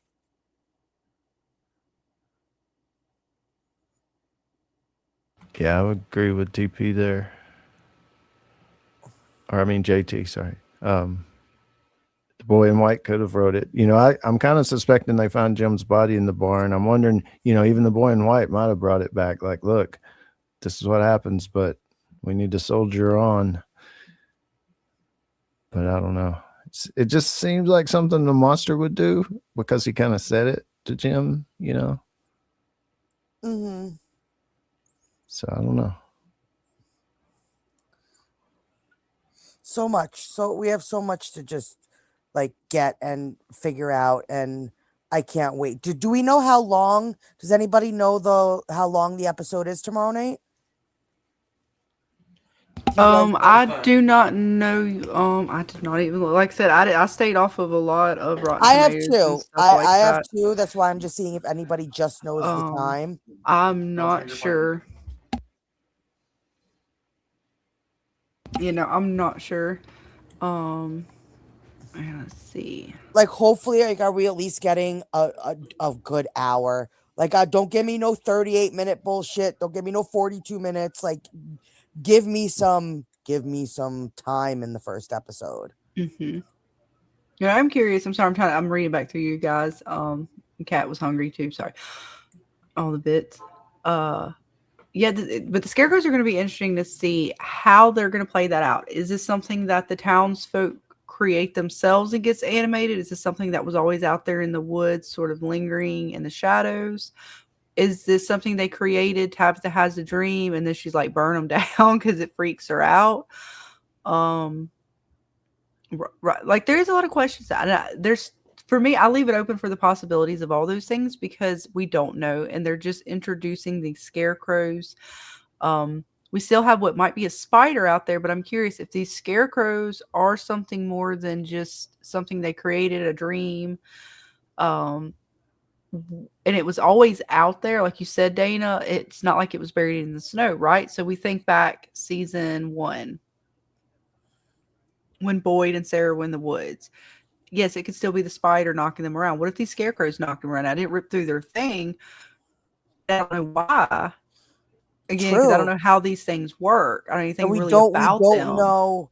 And and if you remember what Jim said when they actually found the village, he said to Kenny, you know, they got dragged. What if they got dragged past this and that's why they didn't see it? Exactly.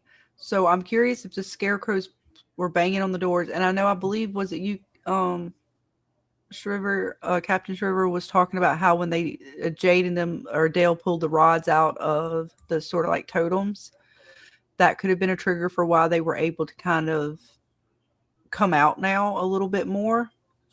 So all those things are possibilities for what is to be. I was trying to find here's one of our scarecrow friends here. And thank you, Daryl, for putting the episode times. I appreciate that. Looks like we're going to get a decent. Okay, I'm not mad at that. I'm not mad at those episode runs. Mm-hmm. So yeah, that's for sure. Again, From has so many bits to it. Like when we ask ourselves, what are we most looking forward to? There's so many threads that it's hard for me to just be like, well, it's this one and that one, because I'll start saying, okay, well, I'm really interested in this, and then I'll forget totally about something like the scarecrows. Like that is being introduced to me, kind of like the music box, right? This new element of horror that we don't quite understand. So those are things that I always look forward to in a new season. The Man in Yellow was introduced last season, but again, we kind of get like a new monster-ish or something new every season. We got the monsters, of course, season 1, then we get the music box, and then we get to Kimono Lady, and now the Man in Yellow. Now we have these scarecrows. We have this city or this town, village, settlement area that has these totems and things around it. It has 3 stones that are red or painted red, possibly red and black. All these different elements surrounding our characters. It's so immersive, so many threads to follow. Like, not to mention just the little things, right, that we come up with. Like you, Dana, with Clara. And even James talking about how this could, Jade could be like an architect of some kind, or he's kind of created this in some way. Like all those little kind of side things that we add to it in a way. It's just fucking amazing. Yeah, well, even with what you see in Martin, what Baby Clay sees in Boyd becoming the next iteration of the Man in Yellow.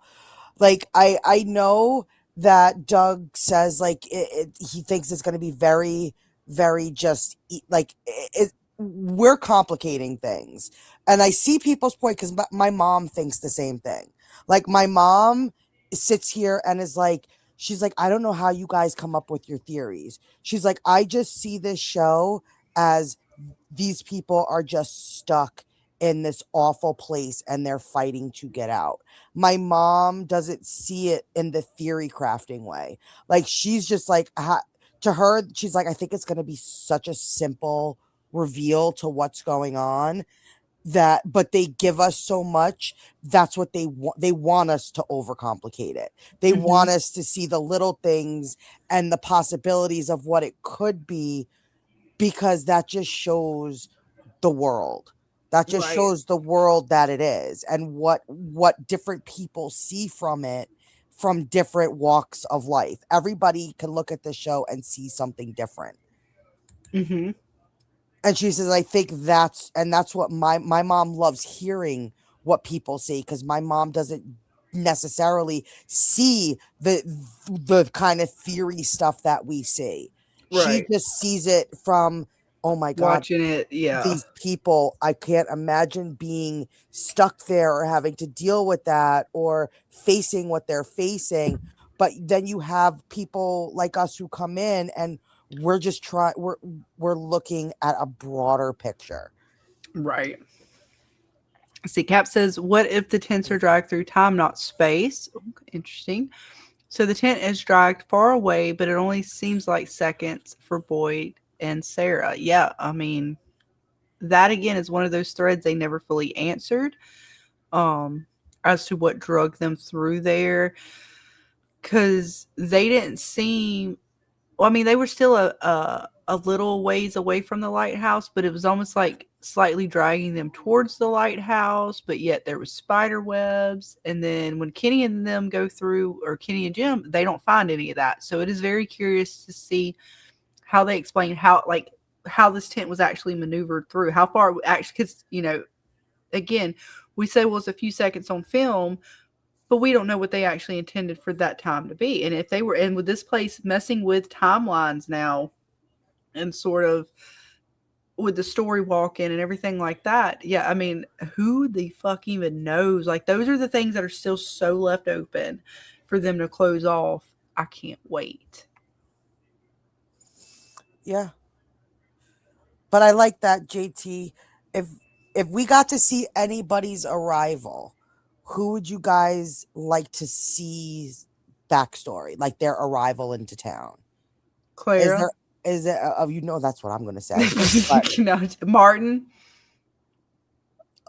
Okay. What about you, James? That's a good question. Does it have to be limited to the people in town right now? No.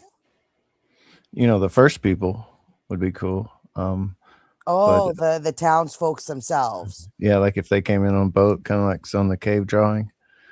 Then they saw a tree across the creek or whatever, you know, happened. That's where I think the lighthouse comes into play. I think the lighthouse was the original tree because I think this place adapts to how people enter. Because now that we have cars, this place still needed a way to kind of do something like that. So if a ship's in sea and they see a lighthouse, they're going to go towards it. Right. And it evolved to the tree Yeah, across the road. just like we see train tracks. We see other forms of transportation as humanity evolved with their means of transportation. Mhm. So I think the lighthouse, that's why the lighthouse kind of seems to be in the middle of nowhere, because it doesn't really need the lighthouse anymore. It's still important, but it doesn't need it. It's not used in the way it originally was used for, which was the original tree. Right. So, yeah, I'm wondering with Tabitha seeing the stuff in the light tower is kind of how Victor and Tabitha and those people see stuff in the caves, and the stuff in the caves is stuff it seems like the monsters took there, and the stuff in the tower could be, or the lighthouse could be stuff the boy in white took there. Or Exactly, and there's a parallel with that and more than Yeah. just that. It's also in the bury, like how the boy in white wanted him to bury the items. right. Yeah, I was always curious of why the toys are there. Like, are they the boy in white? And why is he collecting children's toys? He does have a connection to the children. I'll be right You back. have to save I need to get something to drink. No, you're good. You're about having to save the children from the tower, and they have children's toys at what the tower / lighthouse is. So yeah, why is the boy in white hanging on to toys? Seemingly from children. I mean, was he one of these children? Maybe not one that was sacrificed, I guess. Perhaps. I still don't know where the boy in white fits with that. And yeah, why does he have toys? It's interesting. Yeah, especially, you know, it's like Sarah said, she doesn't think he's a boy, so it's like he may not even be a boy, so that kind of throws it off a little more when you start thinking about it. And I could see him being sentimental to a degree, and holding on to certain things. But again, is he keeping these toys from each child like a Victor or Ethan? And then why so, right? Because then that pulls into question the boy in white's character to a degree. Like, what is his deal, and why is he? What is his deal? Because I mean, he seems like, okay, fine, he's guiding our characters, he's helping them, but is he? I mean, it's weird. Like, I don't know. I want to say he's good, or at least on the opposite end of whatever is bad. But he's got some interesting things. Like, he definitely doesn't want them. He wants them to remember. He seems like he wants them to remember what happened as well. And I think he's got. You know, I don't know. It's all kinds of whacked out. We can sit here all night and contemplate all the bits. Let's see. Why do they need the lighthouse? There is no Great Lakes or oceans. And yeah, and I think the lighthouse, I'm not sure if it's true origins, but I think it's going to the same reason why Boyd used the torch. It's kind of going, and the same reason that they kind of use hope and this sort of like light and dark places. And a lighthouse is sort of a light and dark places. The torch was a light and dark places to guide Boyd. There could have been something there at some point. I'm not 100% sure. What do you guys think?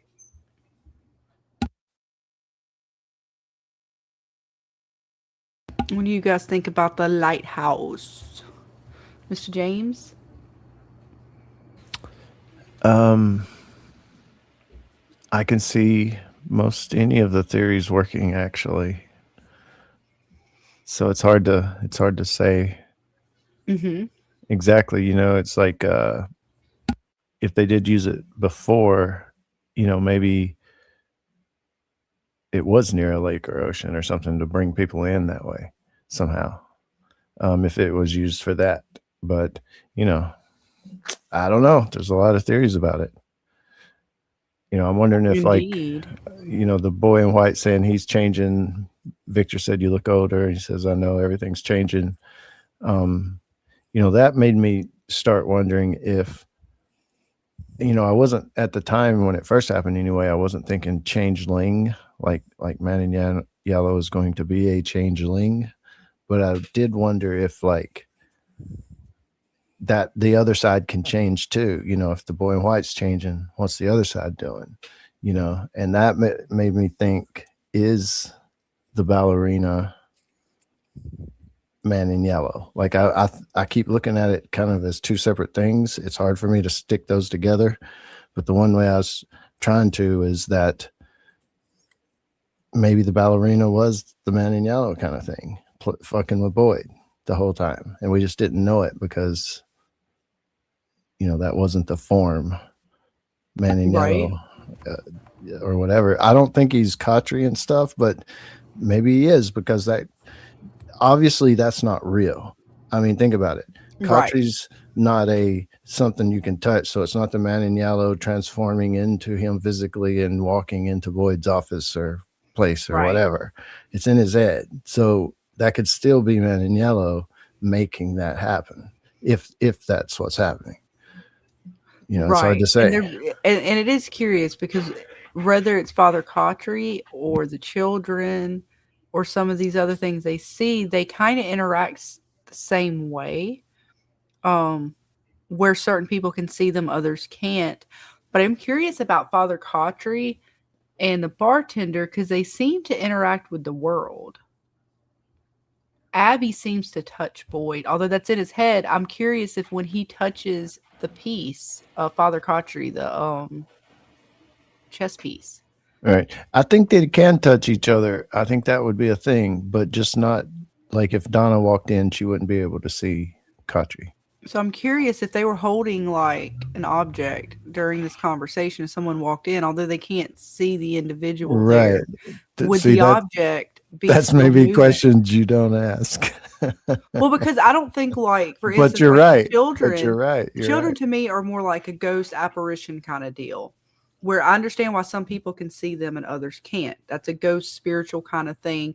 That makes sense. But when it comes to Father Khatri and the bartender in particular, and even Abby, they seem to interact with the world differently, slightly, very slightly, in the sense that they actually seemingly interact with things. Even the bartender, and I'm not talking about when he was supposedly just like sitting there with a glass in his hand. No, I'm talking about when he poured like a fucking shot, and it was almost as if I was trying to watch the frames to see if that shot was truly poured, or if it was just like, okay, it showed him pouring it, but there was not really a shot there. You know what I'm saying? Because then it goes to how real it really is. Because even with the ballerina and how it interacted, there were points where at first it was when Boyd was unconscious, and then it got to a point where he was conscious and seeing it, but the things he was seeing was not actually really happening. The same thing with some of the stuff Jade sees. The things that he was seeing with the Civil War soldiers seemed very real, but yet as soon as Jim was there, Jim couldn't physically see any of that. So how real was it? There's so much of that within this world to categorize where it fits and what category. Yeah, it's like the blood in that same scene. The blood coming down the tree first is he pulled his hand off and saw the soldiers hanging up in the tree, And then he looked over and it was the other guy that had the gun and stuff, and that's why he ran off.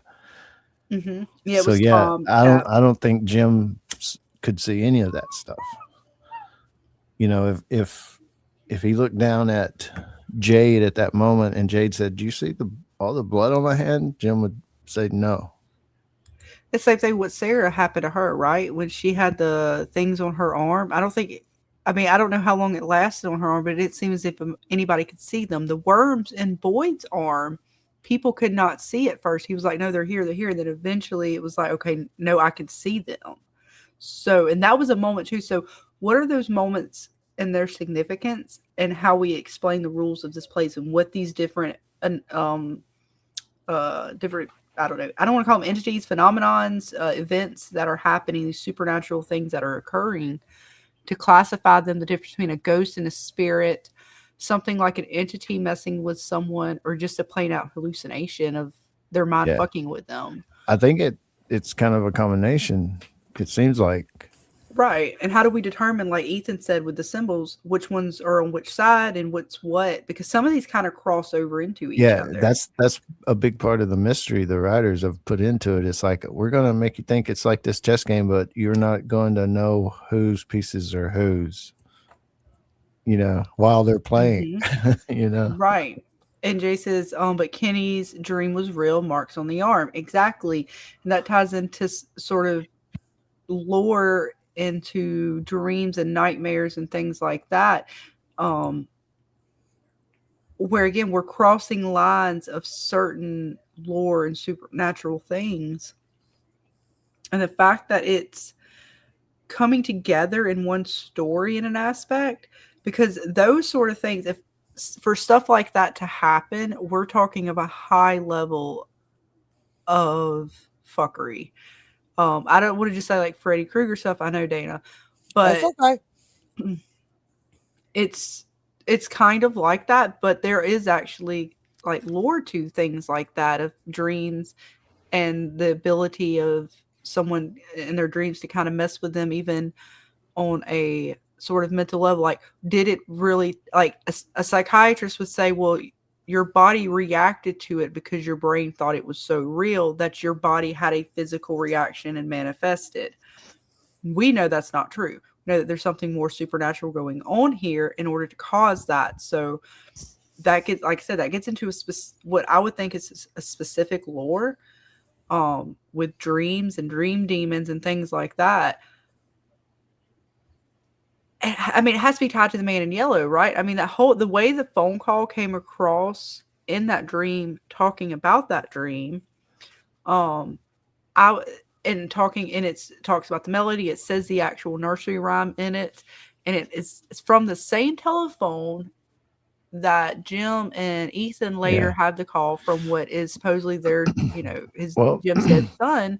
But I'm assuming it's like a man in yellow, Right. And I agree that sorry, the Thomas and the radio stuff and a lot of the stuff, it does totally and him walking around the RV and killing off in Jim, is like, he used those words. So it's almost like, yeah, that was him, right? It kind of proved it was him, it seems like, in some of those cases. But that's the thing, we don't know every case. But to me, it's like a video game. If the boy in white was a player and the man in yellow another player, you guys have the same options. Like, if you both wanted to play Boyd and put a Father Khatri in his head, maybe you could. Maybe you both have that option. Or is that how it is? Is it something else? Is it something deeper than that? Is it, like you say, a little more? It seems like most of that stuff is the man in yellow. How much stuff is the boy in white doing? Right. Or if anything, that's the mystery of it all. And I just hope, I know I've said it before, I just hope people aren't turned off on the show because it didn't answer everything, because they are asking, they're pulling from so many different mythologies and places and religion and everything. It's like, I know it's fun for us to pick it apart, but will we be pissed off when it's over? Well, I'm gonna be pissed off if he pulls out the uniform of the boy. If the man in yellow pulls out the boy in white's uniform, and somehow he was always the boy in white, like like maybe a younger version of him or something, I'm gonna lose my fucking mind. Because again, the boy in white, I can place the man in yellow, and I think even Doug was talking about how did he become the man in yellow? What happened to him? And with this place dealing with like future, past, present tense in like a weird fashion, if he and us always questioning, I think since we started, Dana, and I've waffled back and forth ridiculously when it comes to the boy in white, whether he's good, bad. Someone's saying, well, he's not necessarily bad. He's just, he has a sort of quest. He has to get to this point to do these things, even if it means sacrificing people along the way. what I mean, it would be so fucking mind blowing if he somehow is a version of the Man in Yellow or something. I don't think he really is, but we again throwing things out there. Just because he does kind of have the collar, I'm looking at the collar and shit, and I'm like, man, wouldn't that would just be some bullshit, Dana? It would. It absolutely would. Probably not though. But that's just sit here thinking, I'm like, man, I'm looking at it, I'm like, I swear, if you turn out to be the bad guy, you pull the wool over. Well, it goes to say though, if the Man in Yellow is a changeling, the Boy in White is probably one also. You know, if there's the same type of beings, maybe, or an entity, or if they're both supernatural entities, they have to take form of something. So because the Boy in White wanted to relate to Victor, he's taken that form. No, and he the said Man he's in changing. Yellow. And he's Yeah. changing. And what if he's killing the dog as part of that change? What? What'd you do to the dog? I mean, deleting the dog from the story is part of that change. I know. That's the thing. Every time, like almost every theory has its own, a knife in its side. If you start looking at it from different angles. So that's the beauty of it, I guess. Out of all of these kind of questions, and with everything going on with people being upset if they don't get answers for them, is there something specific that you guys would be upset if we didn't get an answer for? I'm sorry, repeat again. I am reading through the chat. I apologize. Nope, it's okay. So we're talking about, what answers we're going to get, what questions will be answered. Is there something, if by the end of the show that we don't get an answer for, is there something that would upset you guys? Oh yeah, I think we were saying earlier some things like that. I would feel kind of sad if they don't give me an answer one way or another about Martin, even the kimono lady. There were some other things I'm trying to remember. On the front porch in season 1 with that dude saying, "Don't you remember me?" Yeah. There were some other things I'm trying to remember now. It was like little moments and stuff where they kind of like, oh, is there more? Is there going to be any more to these items down there? They keep showing. I understand Christopher and his doll showing it to Jade to a degree, but the way they showed the mannequin, it seems like there was going to be more to the items. So I hope it's not just are they going to really explain the fact that why do they keep these certain items down there? If the Man in Yellow has a box that appears to be one that's in the caves again, is there some connection with that in the items? I hope they kind of do give that. If they don't, it's little. I remember the talismans. Like, where do the talismans come from? Were these? And again, depending on how they work the stories, a lot of these things might just end up being one of the. If it does come down to, well, some of these things were created through the imagination of children. Here's the main story, but these other elements were kind of mystically created within this world because the children saw the things, and through the trauma, they created this world. And so the talismans may not actually be real talismans. They were created because the children wanted these things to kind of protect themselves, like how a child would kind of create a story in order to deal with their traumas. I know that, or the bile on the bullets. What happened to Chris? I think I'd be upset if we don't find out what really happened to Christopher. Yeah, that's another good one. I don't know if I'd be okay with that just being one of the unknowns. Yeah, Cap says Martin's backstory. Yeah, I kind of want to know it. If they don't show us anything, that's just going to lead me to believe that he was just Martin, but then it still doesn't close how he got there or who he was, where he came from or anything. So I hope they do give us a little bit more with him as well. Or maybe even more about the map. Like you give who us created the map? Like you where give us this big giant map of all these different things that are supposed to be within this space, and okay, if you made it so big, but you're only gonna give us so little. Now, is that because after this primary story ends, are we going to get other stories that might show us other parts of other stuff that's going on? So I don't know how they're going to work it, but I would be really, really sad if we didn't get some kind of map explanation. Because somebody had to go to those places to map that out. Like, where did that knowledge come from? And I know we say knowledge comes at a cost. So did somebody pay the price for the knowledge of the map and making that map. Right. You see, JT says, is Eloise reincarnated as Sarah since the boy in white has only appeared to Victor, Sarah, Ethan, Tabitha, and Christopher? I'm not sure. With reincarnation, welcome. We got the new anything watchers is on the possible. wall. Yes, welcome, guys. welcome. Yes, we cannot wait to have you. So you just reach out to me and let me know what episode you guys want to join us on in the future, and the seat is yours. Indeed, indeed. But yeah, JT, I'm not JT, I'm sorry. I'm not sure. I mean, I guess it really at this point it's still possible. And the one lake was called the Brundles, and then we have the other lake by the settlement. I don't know if they've named that one yet, which could be the Lake of Tears. We'll have to wait and see. Yeah, where did the music box come from, says JT? What was the purpose or end game for it if it was successful? Indeed. Because we kind of got some bits. They told us some stuff again. If you believe what it told Sarah, it kind of gave us a little bit of what it was trying to do, but then again, who knows, right? If you can even trust what it says. Let's see. So yeah, we got lots of stuff in store for this season for sure. A lot of thoughts, a lot of theories. And we're going to be back for sure tomorrow night, where we'll continue to talk our final thoughts before the episode airs, where we will hang out and watch on our own devices, sync up, and then we'll be ready to talk about the episode a little bit after, and then we'll continue that conversation again on Monday night with some content creators. Yes. But yes, we cannot wait to have you guys, watchers, join us this season. Yes, it's gonna be fun. It's gonna be fun.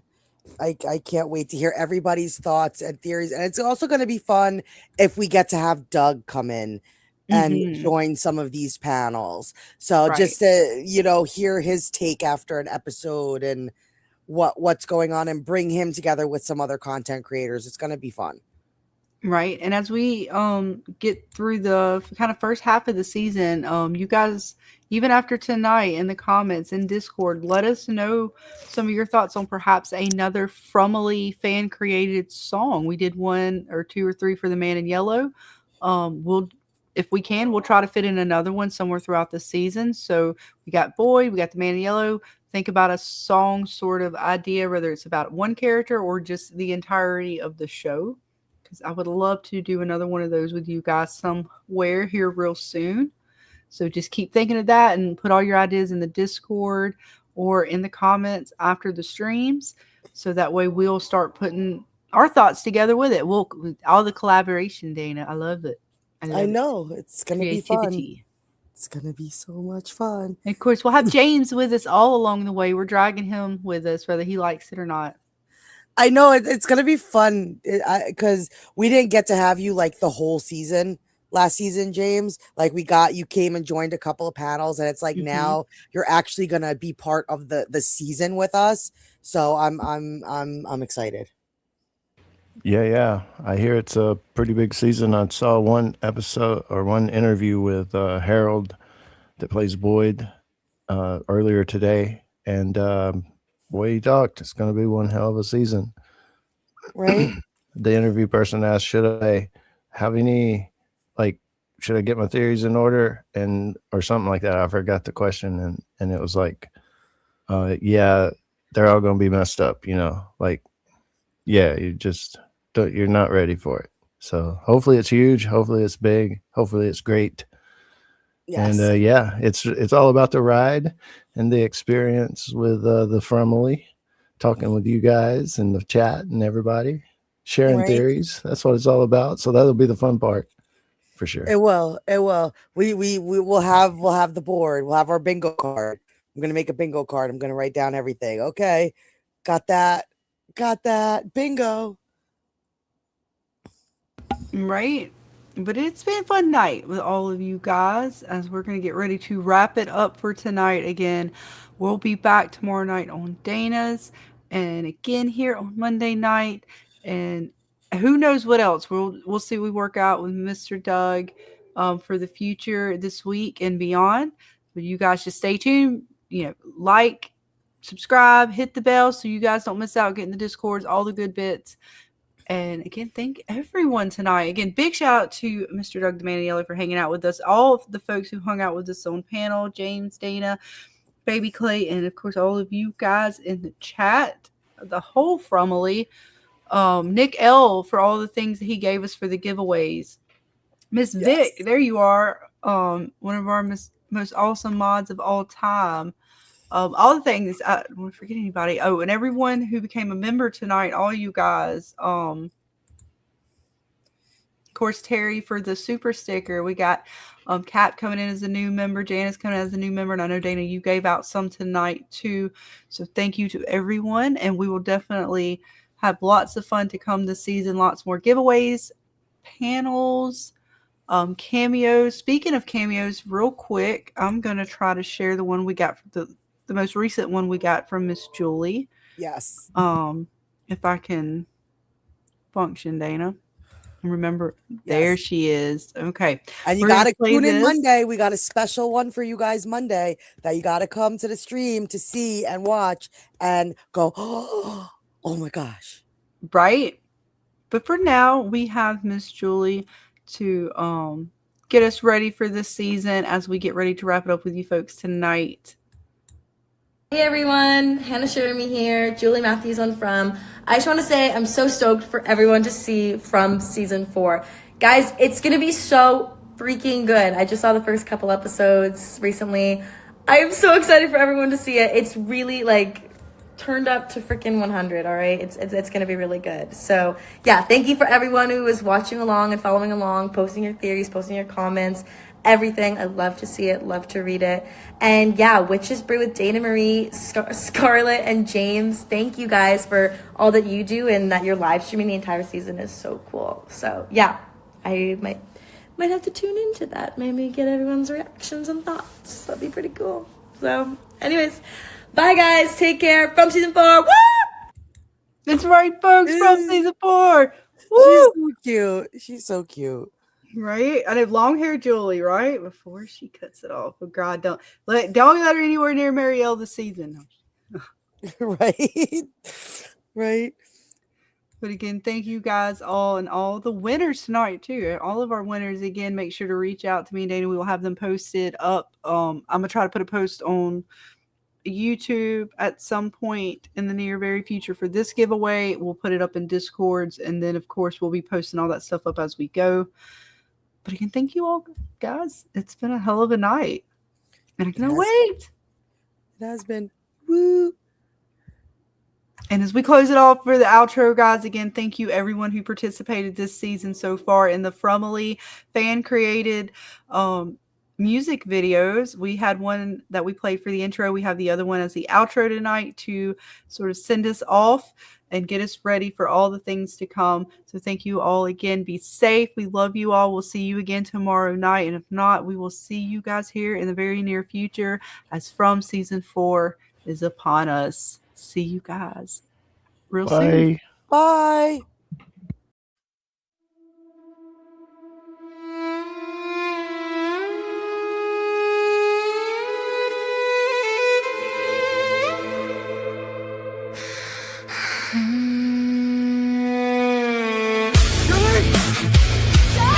I'm over here!